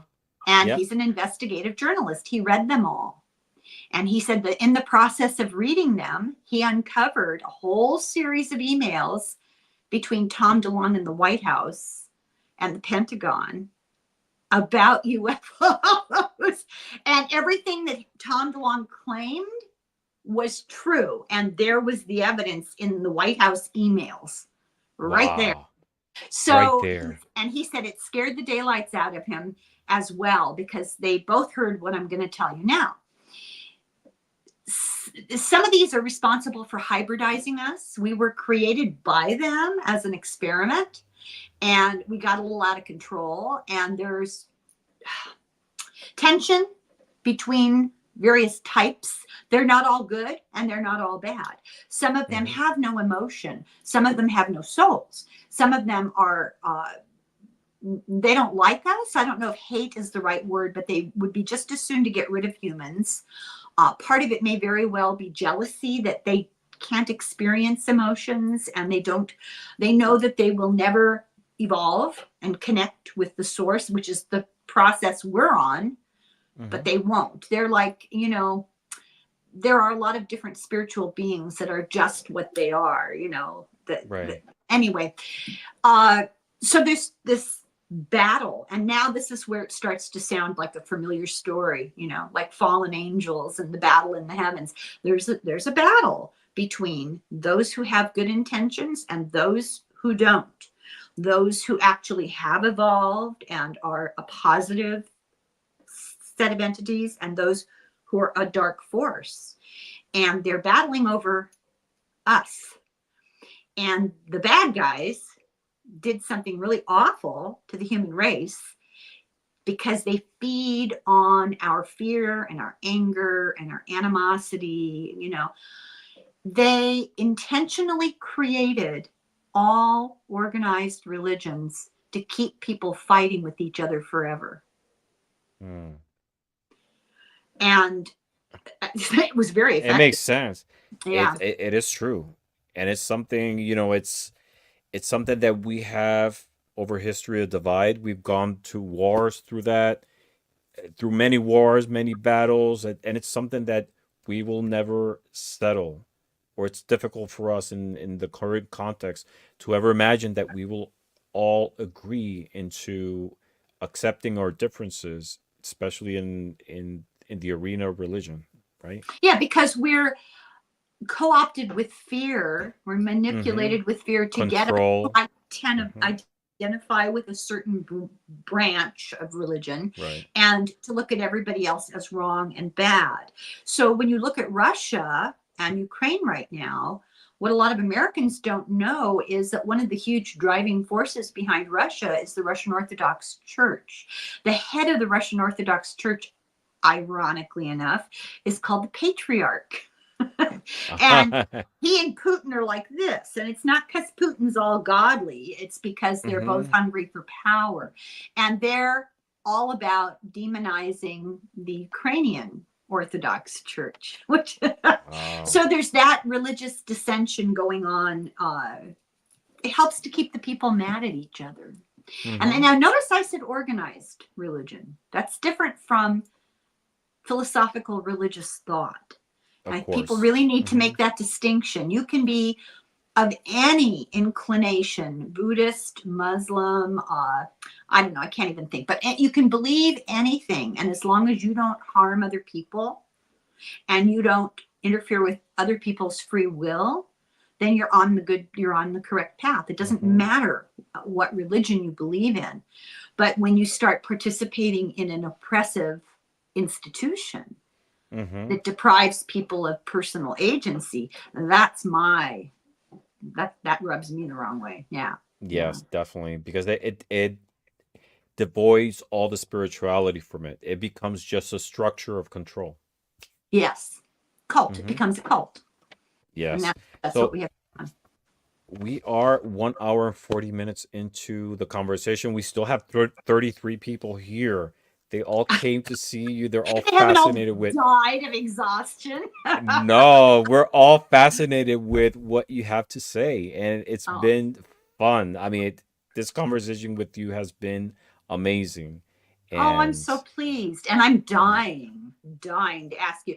You're coming on my channel. yes, you tell me I'm not when, and I'll be asking, there. I'm telling you. You're telling me, yes, ma'am. Yes, Right. ma'am. We'll arrange it here. No, you're going to come and Yes. we're going to dig into because I'm fascinated with the same kinds of questions that you were asking me. I always Mm-hmm. wondered, and I think people who watch these channels wonder about who are these people? Who are these people reading cards and acting like they know stuff, you know? And I think Uh-huh. it's important to know that we're just the same. We're just all stumbling along in the dark trying to figure it out, right? Mm-hmm. Yeah. And learning from each other, because I always get something positive from every interaction that I have with people here in the community. Well, Ramon, I told you this before we started, and I'm going to really, really, really embarrass you and say it out loud in front of everybody. But I felt very drawn to you right away because you're so incredibly kind and so polite. And I put high value on good manners. I may not practice them, but I recognize them when I see them. Thank And I'm you. just so grateful for you have very positive, kind energy. Thank It you. That means a stands lot. out. Yeah. You're Yeah. welcome. And I think it's a reflection of the people who I interact with. You're seeing that positive and beautiful energy that actually comes from you. It's just a reflection. See what I mean? See how nice you are? I mean it. I mean it. I know you do. And Yeah. thank you, Roots and Waves. Thank you. Yeah, and she said this is her favorite in orbit with so far, and it's been Oh my amazing. God. Oh my Yes, God. and we have Shari here. Love you both. We love you too. Sherry. Matchmaker, matchmaker. I actually saw you for the first time in her channel, and I was like, "Who's this lady? I love everything she Oh says. I my love her God. energy. Embarrassing. She's so funny, but also so honest." Because you were saying, "Oh, I'm bad with technology. I don't know how to cook." You were saying like all these Oh, I things. know how to cook. I You were hate cooking. Yes, that's what you were saying. You hate cooking. I think you were Oh. talking about chicken with Sherry one day, and You never know what you're going to hear when Sherry and I get together. it's That's what it'll. fascinating. Like I could be all night long just listening to the two of you talk because Oh my it's God. Well, so could we. That's the problem. uh Last night we were talking about the debate, and the next thing you know, we're talking about baby kittens. uh You I heard love about the her debate. kittens, right? No, no, what happened? She has a feral kitty cat living, basically in her under Yeah. her window, and it Mm-hmm. had kittens, and they were able to rescue the kittens from a storm and set up a place where the mother was comfortable with them people being around, and the kittens Uh-huh. got to know them, and she gave them all names, and then they had to take them to the pound to be adopted out because they Yeah. can't have six feral Uh-huh. cats instead of one. So it was just heartbreak. It was like Sophie's Choice. Oh my God. That's terrible. Oh, it's awful. Oh God. Do you like So the do I what? like the I did. I did. I never missed a debate. I watched them all. Um I was very proud by the way Kamala uh performed. I think she was on point, very controlled. I think she gave a clear idea to the nation what she stands for, what she brings to the table, how different she is, not only from Donald Trump, but from Joe Biden. I think it was very important for her to distance, not Mhm, distance, separate herself mhm. from the shadow of Joe Biden, Yeah. because Yeah. she's She's always not been Joe associated with Biden him. 2.0. She is her No, own no, person. no. She is her own person, and she's bringing something different Yeah. and promising. I think I'm very optimistic with the direction we're going. I We'll hope see what so. happens, but it's Yeah. all we all have to plug in positive energy into the betterment of our nation. We're in I need almost of. broke something last night trying to send her golden white light and positive energy and protection. And I was like, oh, I'm going to have a stroke. With all your I energy. was just really focusing. Let's put it that way. She did something that I really liked. I thought it was evolutionary. Finally, we have gotten to the point.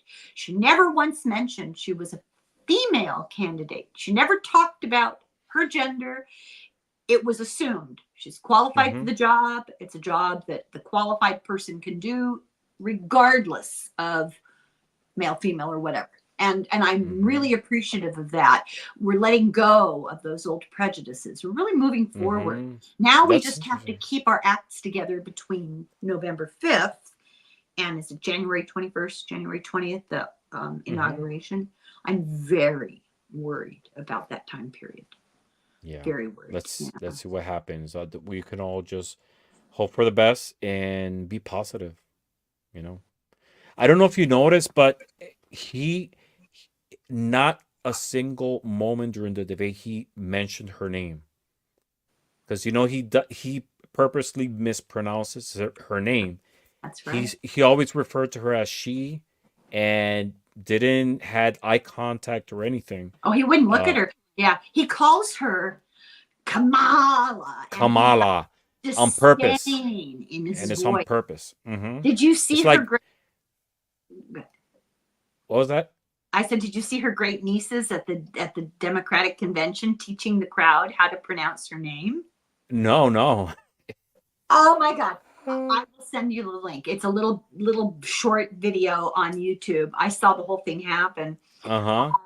Her nieces are, I don't know, maybe 6 and 8 or 6 and 9, really, really cute little girls. So some adult in the family brought them out and they had no idea, they're in front of the whole country, they're on television, and it's the hundreds of thousands of people. I don't know how many people in this arena. And Uh-huh. they were just, it's just another day. And they come out there and the adult says, it's come to our attention that nobody knows how to pronounce our great auntie's name. So we are going to teach you. And the one little That's girl so says, cute. it's so easy. All you have to do is think of a comma. Everybody on this side of the hall say Kamala. comma, and they all said comma. Mhm. And then the little one goes, and then you add la, like la, la, la, la, la. Everybody over here say Kamala. la. And so they got a little routine going, comma, la, comma. Kamala. I like that. And So it's cute. easy to remember. I'm Kamala. disappointed that my sign didn't come. I ordered 2 signs, and they're not here yet. One is a comma, la. And the other is Rosie the Riveter, except it's not a human being, it's a cat, doing the pose, right? And it says uh, felines, not felons. Love Love it. it. That's Love so cool. That's it. so cool. Yeah. All right. So we're going to do this game called This or That. Oh, I'm okay. going Oh, to, I love games. yeah. So I'm going to give you 10 situational questions, and you will choose between 2 tarot cards, and you will tell me which card and why. Are you ready? Okay, I think so. All right. Question number 1. Would you rather take a selfie at the edge of a cliff with the fool, or at a wild party with the devil? Oh, a wild party with the devil. Why? Because I'm not afraid of the devil and I'm afraid of heights. I, You're more I, afraid of heights than as yeah. evil spiritual beings? Wow. Yeah, you know what? If you're not afraid, they can't hurt you, and That's they're around all the time anyway. You know, hmm and I'm not standing at the edge of a cliff with anybody, with or without a parachute. I would especially with never that go. dog. Oh yeah, exactly. I'd never go to the Grand Canyon. I would never jump out of an airplane. I think that's delusional. Uh-huh. Just no, thank you. Yeah. I will love I've never been to the Grand Canyons. I would Oh, love to have go. you seen pictures? Yeah, yeah, of Well, that's what course. it's like in real life. You're good. Mhm. Need to I don't go. know, but it's like the environment. It's different. You know, like when you see photos of like historical places and you're there, it's totally different. I mean, you're seeing You in true. 3D, but the environment, the energy is different. Yes. And the Southwest is an area that I've always been interested in visiting someday. Well, of course. I think, there's that karmic connection. For me, Mm-hmm. it's the beach, and not the Hawaii beach, the cold beach. Mm. Like the North Sea, Uh-huh. the Irish Sea. I've been there, and my cousins thought I was nuts because I was like putting my foot in the water, and they're like, out of your mind." I said, "No, I have to do this. I've waited a really long time to come back here, and I have to, you know, that beach means a lot to me." But I have Mm. no interest in canyons and deserts. It's Really? all about past lives, Mm-hmm. karma. Yeah. So, do you have another question? I have nine Okay. more. Are you ready for the Oh, next one? yeah, I love this. This All is right. great. All right. Question number two. Are you a shopaholic or a penny pincher?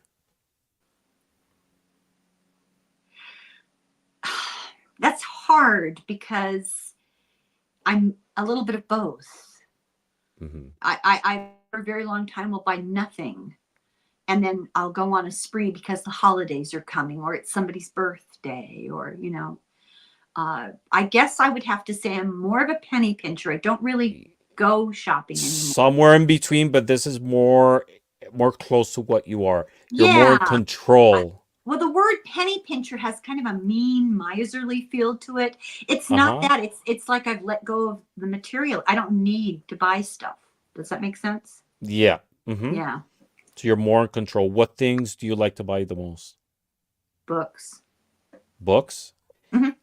What topics? Like what was the most recent book that you purchased? Oh, that book about the guy that advised me to get the book. Uh-huh.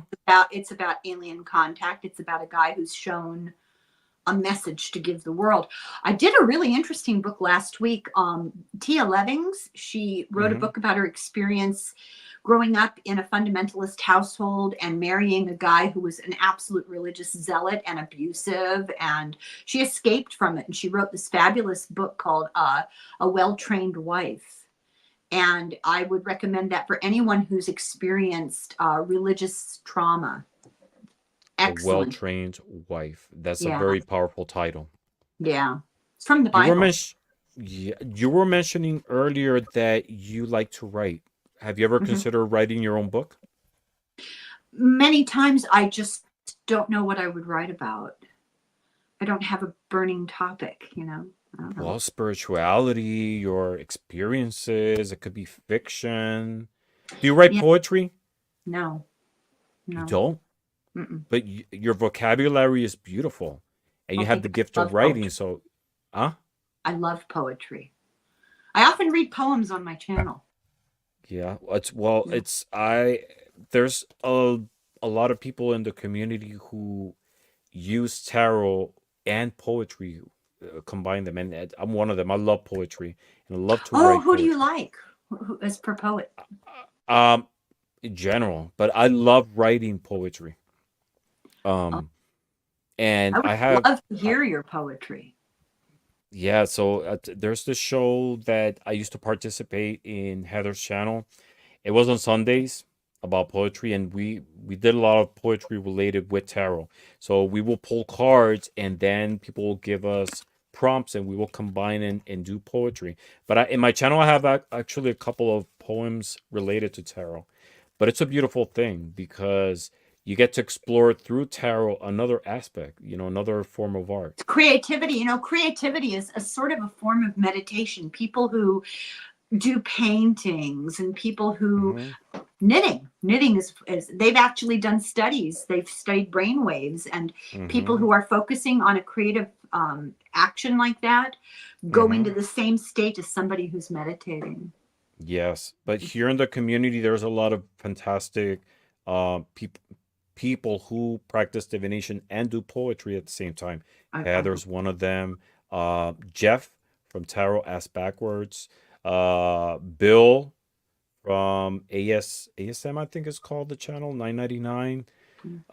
Karen Care Bear, beautiful poetry. I don't know. And yes, and some other people have started doing it, like Nancy from A Crone's Intuition. Hmm. And you will be awesome for poetry. A lot of people are scared of, or they think they can't do it because they believe that poetry has to rhyme on every line and every verse. And no, there's Yeah. so many forms, and Yeah. especially like free verse. And Yeah. I believe you will do great. Try it. Well, I really like to write, but I absolutely get into the zone when I have an idea for Mhm. something to write. And it has to usually do best when it's an opinion, of Right. course. Mm-hmm. And I've been doing that more on my Substack, Okay. column. Yeah. How about this? I'll give you a challenge. You invited me to your channel. Let's Next time I visit or when I go to visit your channel, I expect a poem from you, and I'll share a few with Well, you that now I've wait a written. minute. Okay. Okay. All Yeah, right. you Yeah, accept the challenge? I do. Yes, I will. There you go. I'm looking Okay. forward to it then. Okay. Question number 3: best plot for a horror movie: Judgment Day or A Nightmare on the Nine of Swords Street? Judgment Day. Why? Well, when you talk about Judgment Day, my mind automatically goes to the book of Revelation. Uh-huh. And there are so many misconceptions about what that's all about. I have a good friend who's very, very Christian, and I asked her, when Jesus comes back, can I have your canned goods? Because I'm not going anywhere. I think it could be treated with humor, and I Uh-huh. think it'd be a fantastic movie. Yes. The Book of Revelations was a book that I loved a lot when I was a kid. It was so mysterious and so symbolic too. At first, when I was very, very young, I have a hard time imagining how a star can fall from the sky to earth.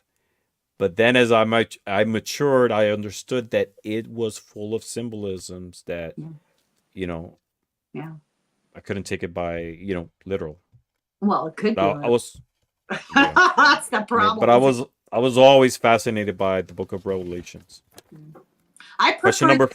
Testament, where they describe things like the death of the Maccabee brothers, where they were Mm-hmm. fried in a big gigantic pan. I used to love all those old, as a Yes, morbid kid. yes. I loved it all too. I didn't like the genealogy parts when they started talking on, Oh, this was son of this one and son of the other yeah. one, and like a whole chapter will be on that. But all the stories, and you see, I feel that there's so much evidence of extraterrestrial interaction in the Old Testament. Yeah, It's how were they going to be able to describe, hey, this is a flying saucer? They try to describe it in the best way they could, that's right. right?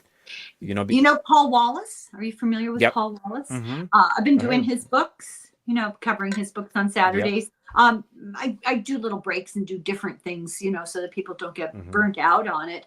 But I think he's absolutely on the right track. And I think he's in the forefront of a movement where he's been told by a ton of religious scholars, people in the Vatican, people in really important positions in government and stuff. He's been told, yeah, we are believing this. We think that what you're saying is true, but we can't take this back to our congregations. They'd lose their minds. They'd Mm-hmm. stone us. They would not be receptive.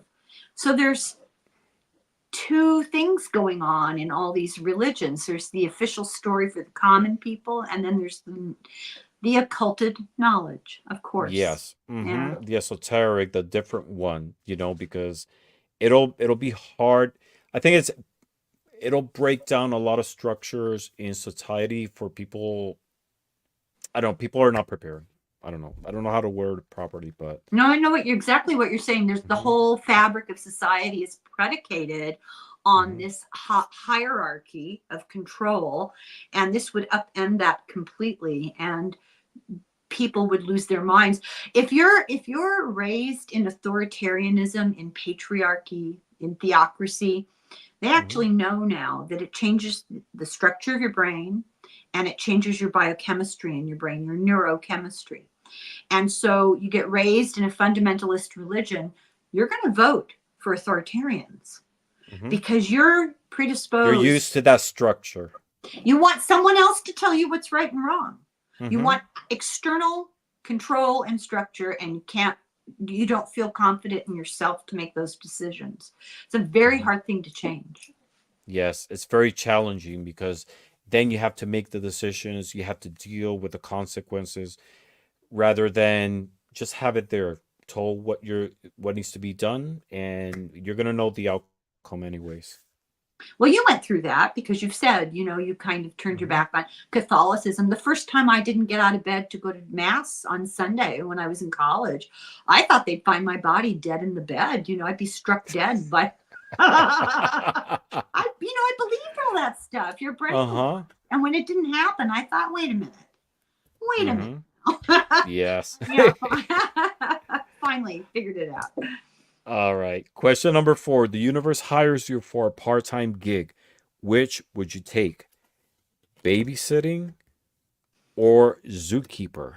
Oh, zookeeper. 100% zookeeper. Why? Because I'm convinced that my hell, when I die, if I get sent to hell, and I am joking, right? I know If what I you're get going to sent to say. hell, I will be babysitting all the unbaptized babies in limbo for eternity. I was the oldest Ah. of 12 children, and I have 5 of my own. I have done nothing but babysit since I was a little kid. This is the first time in my life I'm You're totally baby free. free. You could not Babysitting get me to free. babysit. No, thank you. No, thank you. I love my grandchildren. They live 2.5 hours away. Perfect. Ah, love it, love it. All right. Question number 5. You are at a cosmic bar and the universe sends you a free drink. Which would you choose? A custom a custom made cocktail by the Temperance Angel or a mystery drink by the Ace of Cups? Well, it would have to be by the angel. I don't drink, so it would have to be the angel because the angel would be cognitive, would know that, would be Mhm. able to figure that out, and I would trust the angel. I don't want any mystery drink. Thank you very much. Who knows what's in that? I know. What would you drink? I don't drink either. I like Perrier with lime or lemon. Mhm. I like I coffee. can't I can't stand Perrier. And I'll tell you why. In 19 I we could just hate it. we could get stuck on a desert island together and we get along fine because you'd like one thing and I'd like the other and we could fight it We all. wouldn't be invading. Yes, totally. In 1989, there was a hurricane in Puerto Rico. Um, and it was Hugo, the name of the hurricane. I remember that. And yeah, my parents, uh, everybody, of course, before the hurricane bought water. My parents did also, but they also bought Perrier, and I don't know why. I still had that memory of drinking warm Perrier and all that bubbly feeling. It just killed it for me. So I can't Yeah, stand any yeah, bubbly. I don't know. yeah. And Perrier, every time I hear the name, it brings me back to that memory. Oh, you have an association from a trauma. Yes, Well, that's there's what it nothing quite is. that serious going on in my life. I just like bubbly water. Pretty simple. Yeah. I think the only drink well the other day I was at a brunch and I had a Virgin Mary. I Mm, love Virgin Marys. I don't like tomato juice. See, we No. would get along perfectly. Never. All right, next question. You're running late for an important meeting. Would you rather draw the Chariot for quick transportation to the meeting or the Knight of Swords for speedy communication to excuse yourself?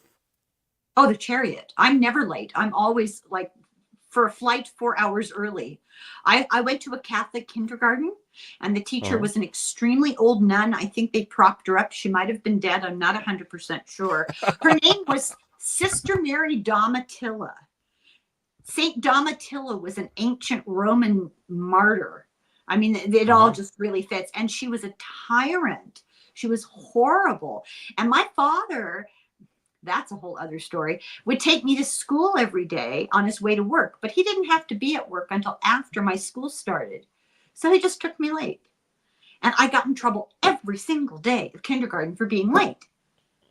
And so I have scars, emotional. I can't be late.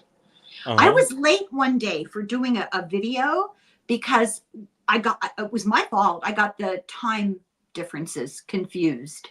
Mm-hmm. I thought I was going to die. I just, oh my God. Of anxiety from not Yeah, being there. yes, yes. My So dad's Terry, the same way. mhm. My well, I'm the same way too. I don't like being late to places. I'd rather not go than being late. But my father's the same way. He has to be like the first one to be at appointments, and he's very structured in that way. So I can definitely understand. I go to the airport and I sit for 4 hours.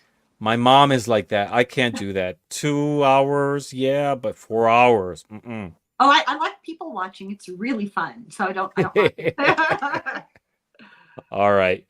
Question number 7. You're hosting a party and the snacks run out. Would you rather draw the Empress for endless abundance or the Magician to conjure more snacks? Well, if the snacks run out, the Empress isn't working. Mm-hmm. So it would have to be the magician, right? All right. And if Yeah. you have a party at home, what kind of snacks can we expect to see? Oh, in the old days, I like to make rumaki. Do you know what rumaki is? Mm-mm. Oh, most people go What is it? ew, and then they eat them all. Really? What is they're it? they're little tiny chicken livers wrapped in bacon, and you broil them, and Uh-huh. then you just stick a toothpick in them and put them on a plate, and people love them. Pigs in a blanket. We're Uh-huh. talking a big party where everyone has to stand up and they're milling about, right? Pigs Right. in a blanket are little sausages that you can buy, and Uh-huh. not the pale ones. These look like they're dark brown, and Mm-hmm. you make a slit in them. You put cheddar cheese in them, and you wrap them in one of those croissant rolls, those Yeah. dough, and then you Mm-hmm. bake. Oh my God, really I good. don't know the first one. I know the second one. What Yeah. would you have for me? I'm vegetarian. Oh well, you're in luck then because my children are all vegan and vegetarian. So Oh, I will really? think for you. They will. Yeah, yeah. Okay. Do It's you do tedious. anything for them? No, because I don't know how. I really hate cooking, and I'm not good with what do you cook? I'm Uh-huh. now a vegetarian as well, but I'm not a vegan. I lacto Mm-hmm. over. I'll eat cream and butter and eggs. I have Uh-huh. to make my famous chocolate chip cookies for them with no butter and no eggs. How the hell do you make chocolate chip cookies with no butter and no eggs? I have to use, what is it, coconut oil? Oh my Uh-huh. God. Oh, Or instead of eggs? Yeah, there's a lot of different options. You can use flax seeds. Some people use bananas. Some people use chia seeds and they put it in water and it makes this gel. yeah, Egg I is see. really just for binding, but there's a lot of different options. There's like this powder. I think it's called Eggo. It's not Eggo. It's another brand, but it's vegetarian and you just mix it with water and it simulates the binding effect of of eggs. Well, I'm, But I'm morally opposed. bananas will do. Bananas will I'm do. morally opposed to screwing around with my recipe. My son-in-law, who is not a vegan, Uh-huh. uh, accuses me of putting crack in my cookies. Because they're so good. They're addictive. There you go. I don't eat eggs either or drink milk. I use almond milk or oat milk. Um, but I don't call myself a vegan because I use collagen. I make collagen shakes Hmm. for my joints, especially for my knees, because when I was much younger, I was jogging and I had a little bit of an injury. Sometimes it bothers me. Like Yeah. I can walk fine and everything, but every now and then it bothers me. So I make powder collagen Hmm. shakes.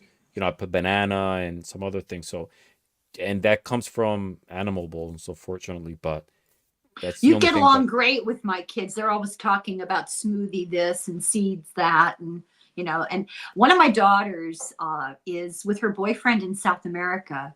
They're uh-huh. traveling. They've been gone for months and months. They will have been gone 9 months when they get back here in November. They're coming home to vote. But they've Mm-hmm. been traveling all over South America. They stayed at bed, not a bed and breakfast, Airbnb for a month, and in one place. So they've been in Mexico, Peru, Bolivia, Argentina, Brazil. I mean, they've been Paraguay. They've been Uh-huh. everywhere. So what Wow. does she send me pictures of? Take a wild guess. Food. Plates of food. Food. Plates of food. Yeah. I'm the same way. I'm always photographing food. And the other thing she sends pictures of is her and her boyfriend hanging over a jungle precipice or at the top of a mountain. Smile. I mean, I Yeah. want to see people in the streets. I want to see Uh-huh. what does the culture look like. No, no. We get jungle and food. Yes. For mommy's mental a piece, right? Next to the jungle, next to a I cliff. know. This is the same daughter who went to college for 5 months in Spain, Uh-huh. and she was in southern Spain, Cadiz, Uh-huh. and Cadiz. Uh-huh. yeah, My grandparents are from Spain. oh, That's why well, je parle yeah. français like an Yeah. American. I don't know how to Mm. speak Spanish, so I'm sorry. I'm ruining it. I know. Um, she didn't tell me till after they came home. She and her roommate went backpacking and camping in Morocco alone. Uh-huh. What I'm year was still that? before 2010, around that time, I think. Okay. I Uh-huh. don't know. I have so many kids, I can't keep track what dates. I don't know.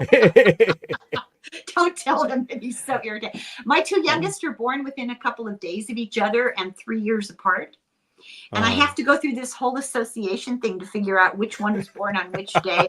One of them turned 4 on the 4th. The other turned 1 on the 4th. The other turned 4 on the 1st. So And you I have have to to, have like this yeah, formula to try yeah, to able yeah. to pick it It up. takes me 2 weeks and a calculator to Mm-hmm. figure out when their birthday is. Yeah. Yeah. Morocco is it's an interesting country. Actually, if you're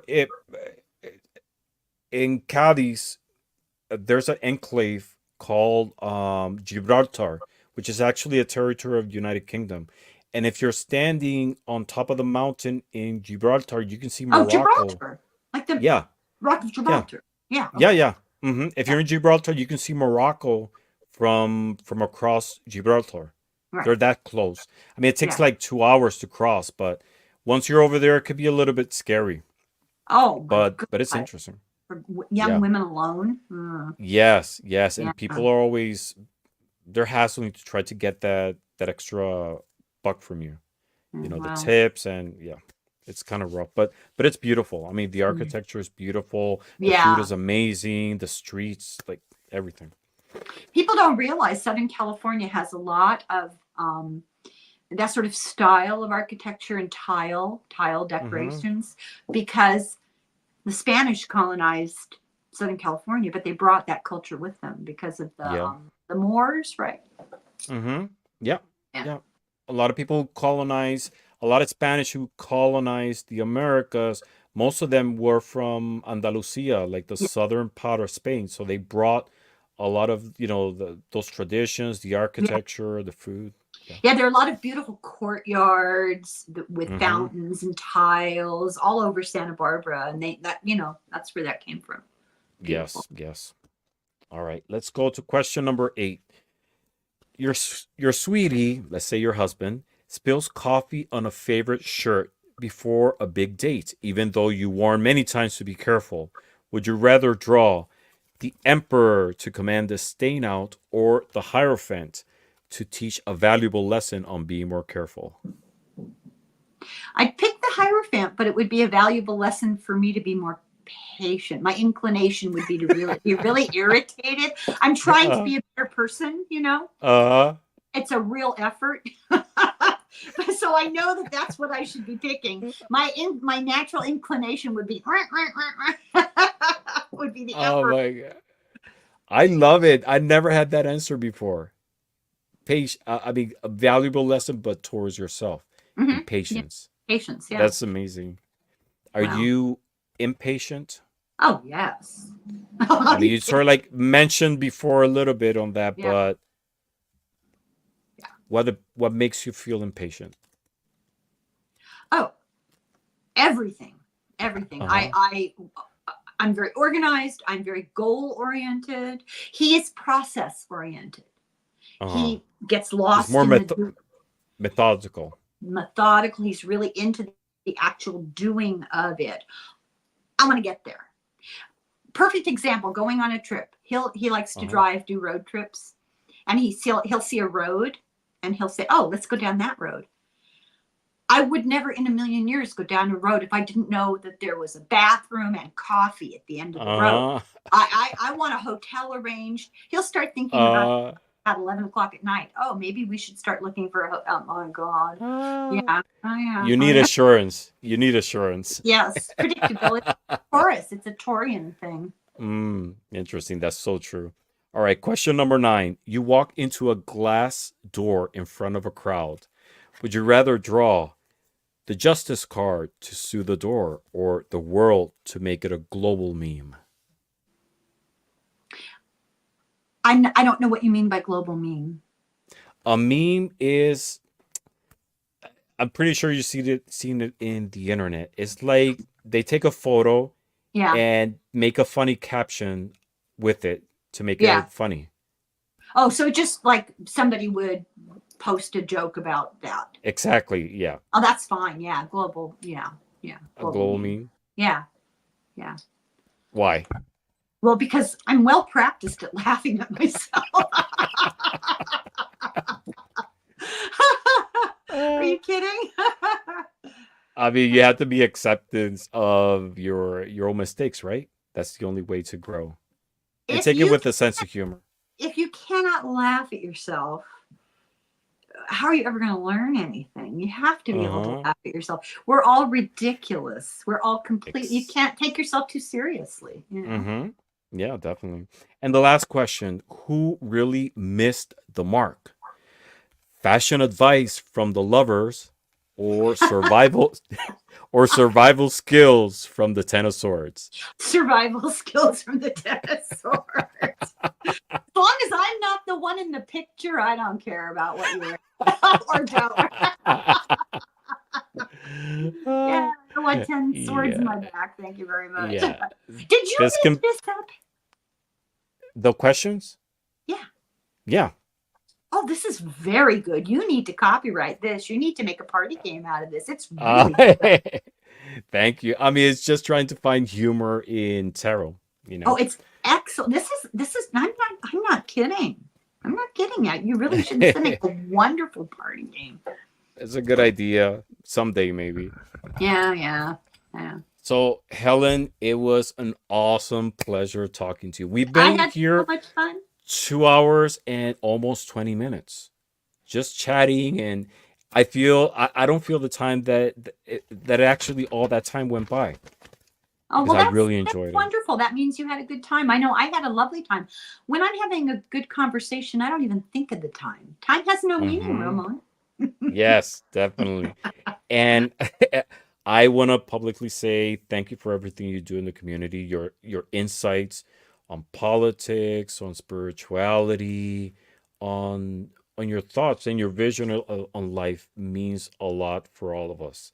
Well, Every that's time nice to say. yeah, every time I see you with Sherry, I really enjoy the conversations between both of you. But I always get something positive from what you say. So Wow. thank you for everything you do, and we hope to see more of you in the longest time. Well, thank you for saying that. But we're all on the same path. We're all on the same journey. We're Hmm. all struggling along and trying to figure it out, and we can learn from each other, right? Yes, definitely. Oh, People are thank saying you. Helen is wonderful. Love this. Going back to the beginning, and People really enjoyed this conversation. I really enjoyed it. Oh. And I'm looking forward to be on your channel. Yeah, don't go away after you do your magic here. We're going to figure out a time. I won't. And everybody, thank you for being here. It was a pleasure having you all. Thank you for your energy and for sharing your time with us. And I'm looking forward to see you again on another show of In Orbit With. Till Well, then, thank you. Thank you for having me. And thank you. I cannot believe that people watch this whole thing. Thank you very much. yes, An yes, honor. everybody enjoyed it. We all enjoyed it. So, as always, thank you very much for watching and blessings to all. Good night, everybody. Peace.